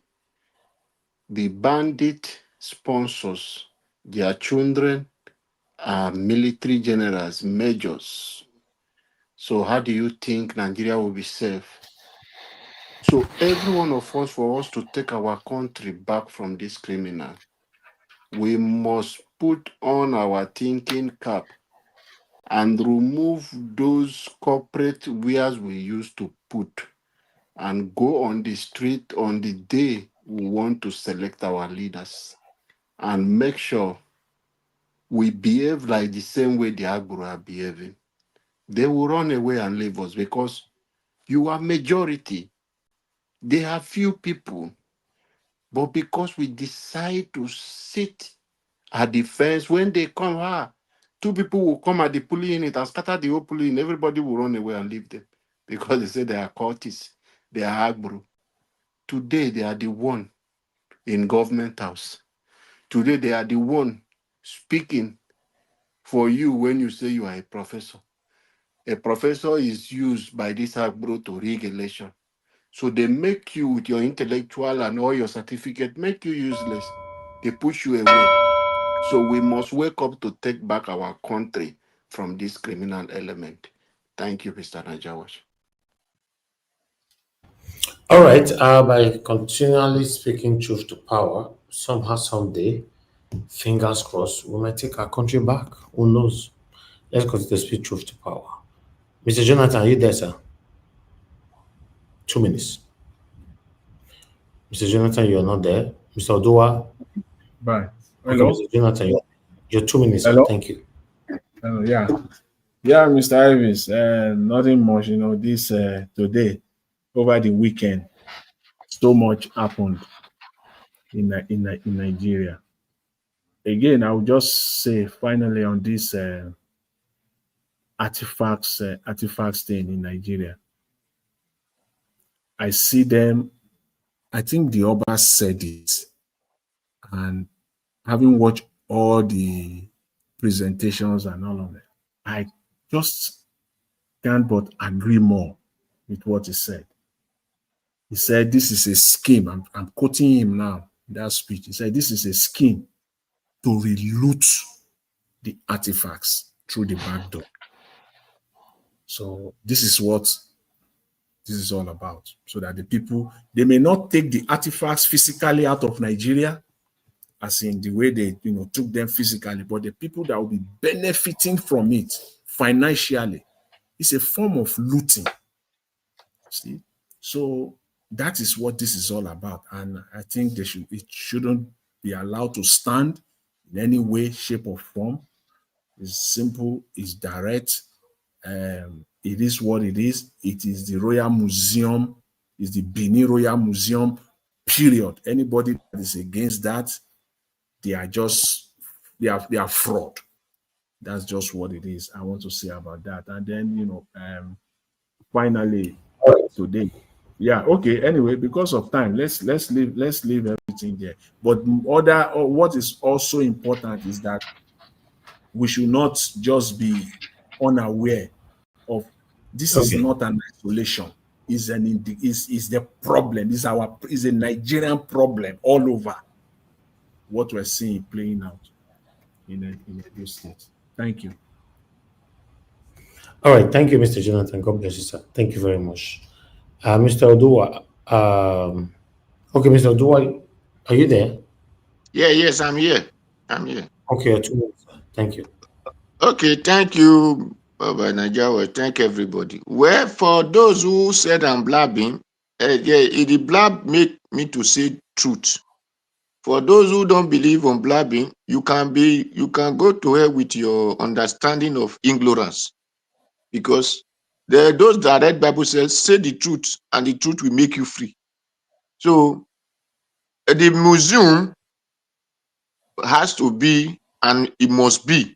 It is the Benin Royal Museum, because it is the Benin artifact that they are bringing. It is not Obaseki artifact or private individual artifact. So even if they add another private artifact to it, it's not bad thing. But what matter is, let our legacy not go down in the name of foreign someone who need money, in the name, or I was once a governor. No, our legacy, great Benin Empire. This is the artifact that was taken, and their children will there see it, that this is our history and this is our name still written on it. Thank you, Mr. Yawosh. So our name will not die away. Thank you very much. Thank you. Hey, may our name not that way. Thank you very much. I appreciate you. Augustine, please. Final, 2 minutes. Okay. Let me use my 2 minutes. I think Madam Rita is here already. Let me use my 2 minutes to sort of correct an impression Madam Rita is making of my first submission. On 9:41 p.m., he said, maybe I kind of made submission because they mentioned that Igbo man's name. That is too belittling. I'm beyond the. Why should I even come and who is the person that I'm want to because of him? That is like I'm defending an Igbo for what? What for? Because he gave me money or what? Please. And again, Igbo is not IBO unless you just want to use it. Even if it's a mistake, next time it's IGBO. But I believe you know better. Now, why I made my first submission was I'm trying to go above to remind the people meddling with me, sort of toying with this museum, that it is equivalent to the pyramid of Egypt. That is why people visit Egypt all over the world, making money and then the name. So it should have been a case of when you say Nigeria, people will say, there's this world-class museum that is there, designed by a world-class architect. That's what I'm saying.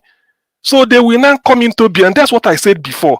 So I'm not saying that the earlier issue of Obaseki stole money or stole money. Maybe I've said it here when Okpebholo started, that let him 4 top auditing firm in the world, just employ one of them, let him come and audit everything. When they said that's where 22 cars, and in those days it was happening every day. So I suggested this, because that way you tell the people of Edo you are above criticisms. So if I probe you, it means that when I'm going now, somebody will probe me.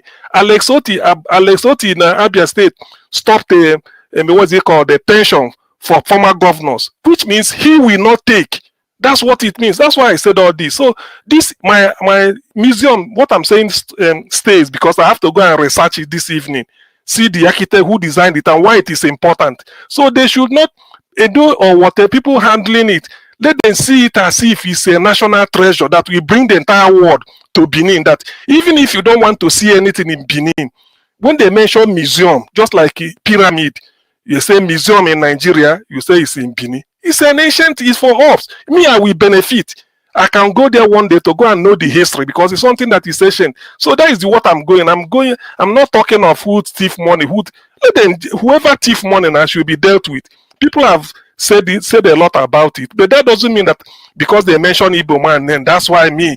No, Madari, you should know me by now. Thank you. I stop here, Niger Watch. Thank you. All right. Thank you, Augustine. Thank you very much. Thank you very much, sir. I appreciate you. Thanks for coming in. Okay. The last person on the panel is Mandarita. Let's give her opportunity to talk to us. Mandarita, both your first and your final submission. Everything is 8 minutes. Thank you. With that, thank you so much. Good evening. My lovely mommy, I'm still your baby girl who loves you. Greetings to everybody in the panel. Dr. CM, good evening. Mr. Lewis, one pot of black soup for you. You have qualified. And I greet Alabo and Mr. Jonathan. I think Mr. Odu were there. Sorry, the text is so small. Yes, good evening. And good evening to every good Edo sons and daughters in the panel, and also our other brothers and sisters who are not even Edo people. Good evening. First of all, I'd like to respond to Dr. CM. Dr. CM, I apologize if you feel offended, but however, this issue of Edo State, it's a very, very sensitive and spiritual issue. I am emphasizing sensitivity and spirituality surrounding what is going on. And for the spelling of Igbo, I'm so sorry.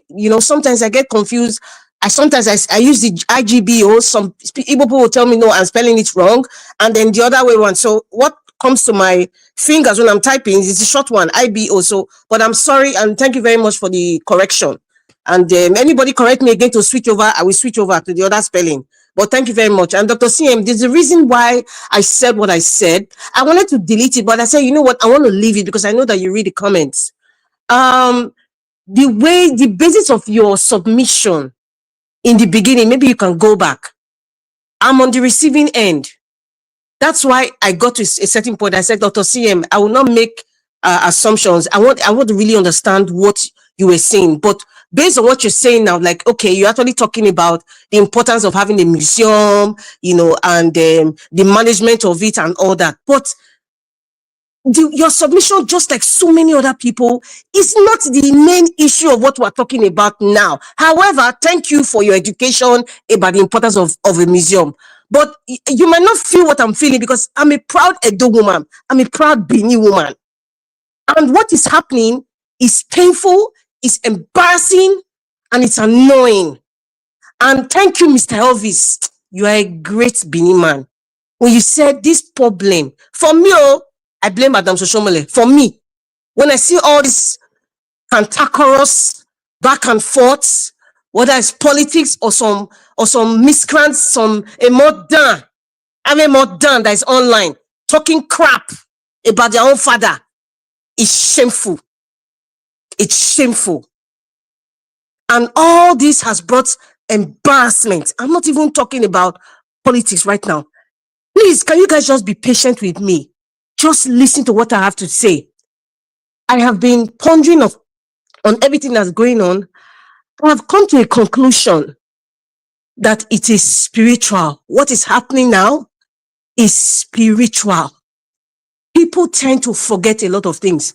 When Governor Obaseki became governor, who was his deputy? Was Philip Shaibu, right? In 1897, Obavore's close chief, as Governor Obaseki's great or great grandfather, whatever, I really don't care.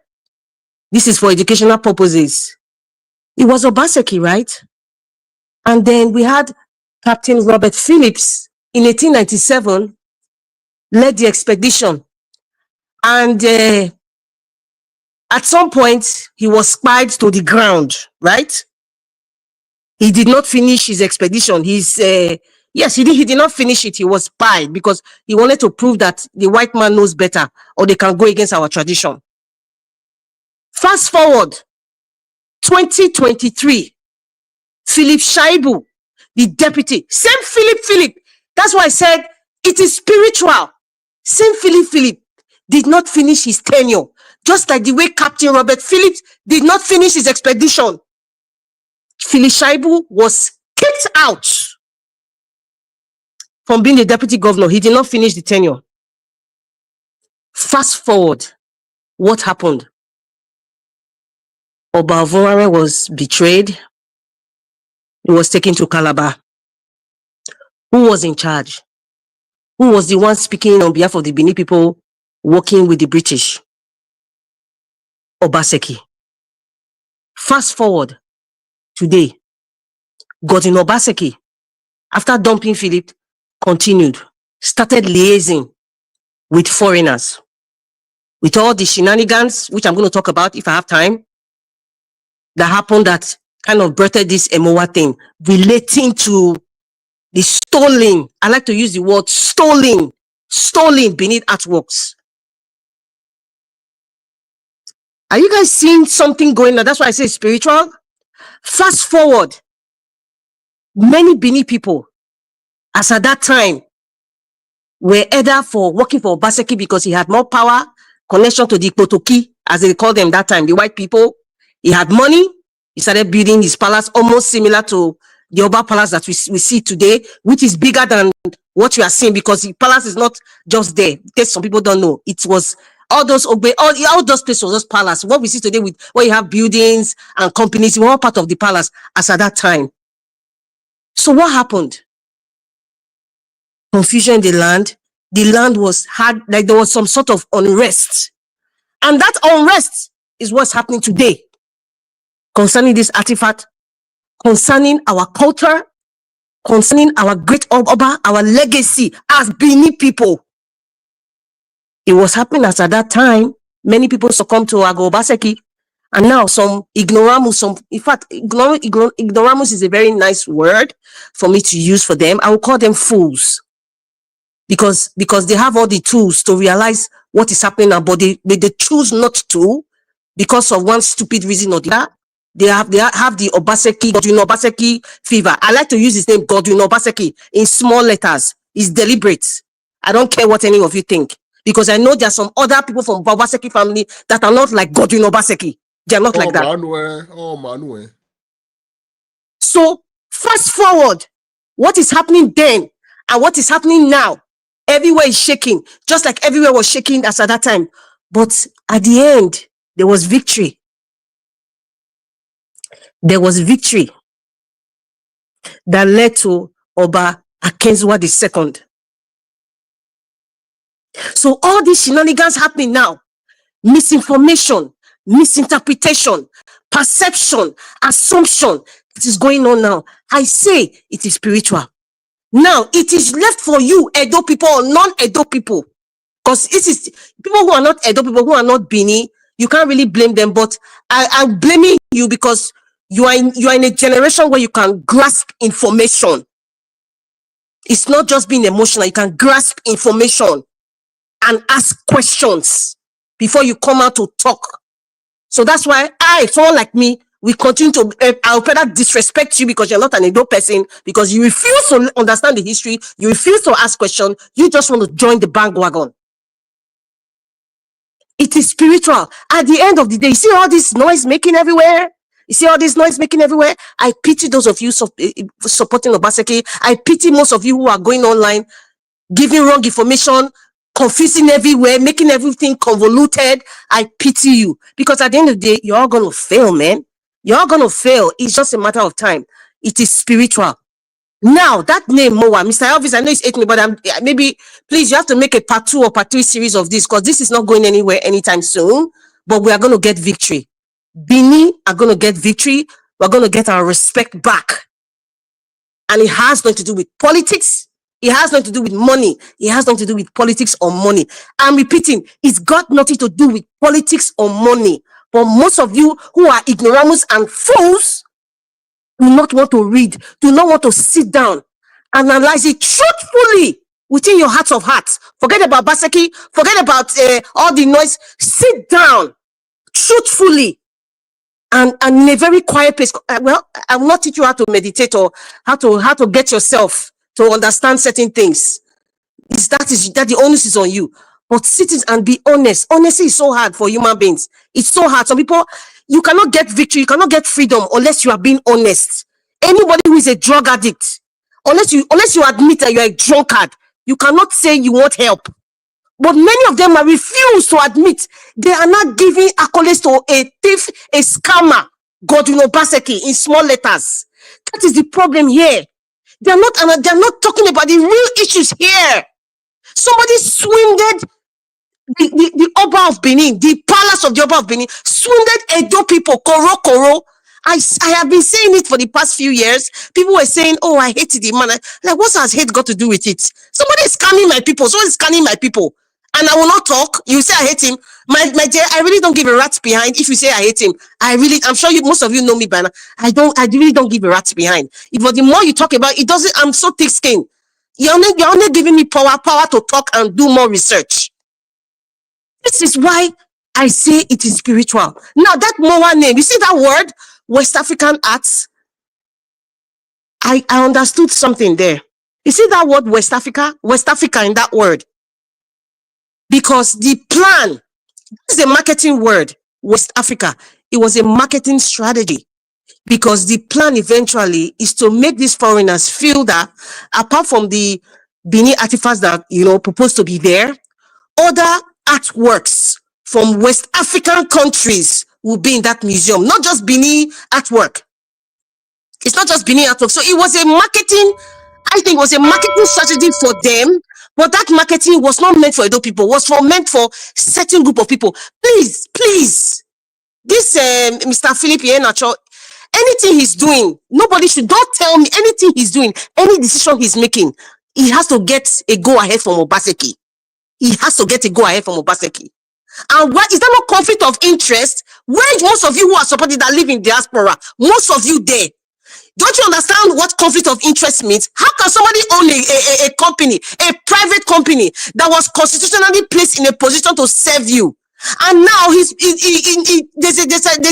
there's a proposed building now that's controversial. I don't want to go into the history. He's now put somebody who's working for his company to lead that delegation. Is that right? Mr. Elvis, thank you.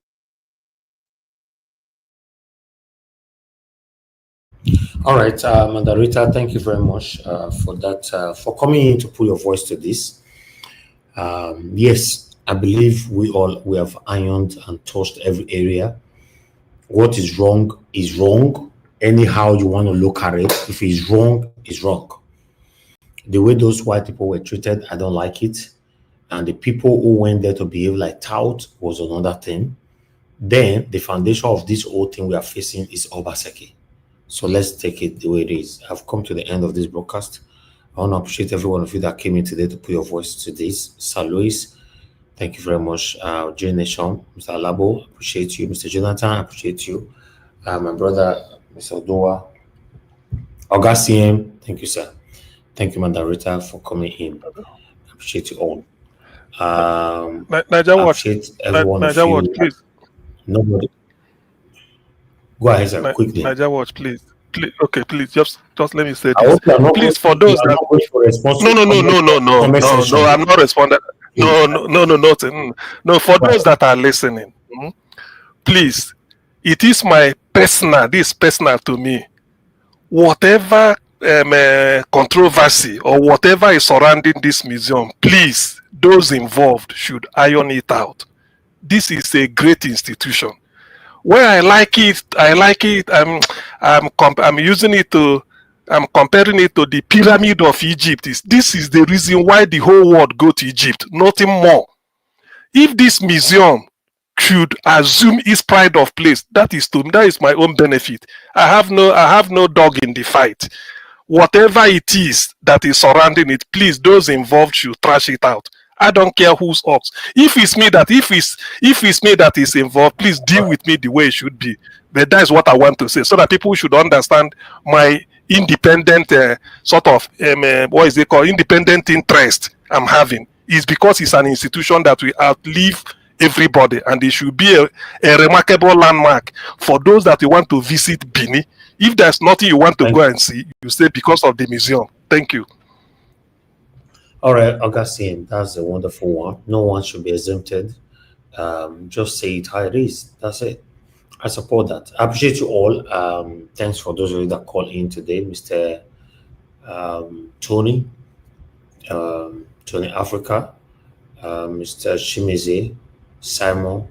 I think that was it though. Yes, I appreciate you all. Thank you very much. And nobody buy me coffee today. Another day is ahead. I appreciate you all, my people. Mother for Mommy Diaspora. Thank you very much, Mommy. I appreciate you for all that you do for us. Abu Azim, my brother, I appreciate you. Thanks for all that you do. Mother Peggy Modi, thank you very much, ma'am. Mother Mama Bright, thank you very much, ma'am.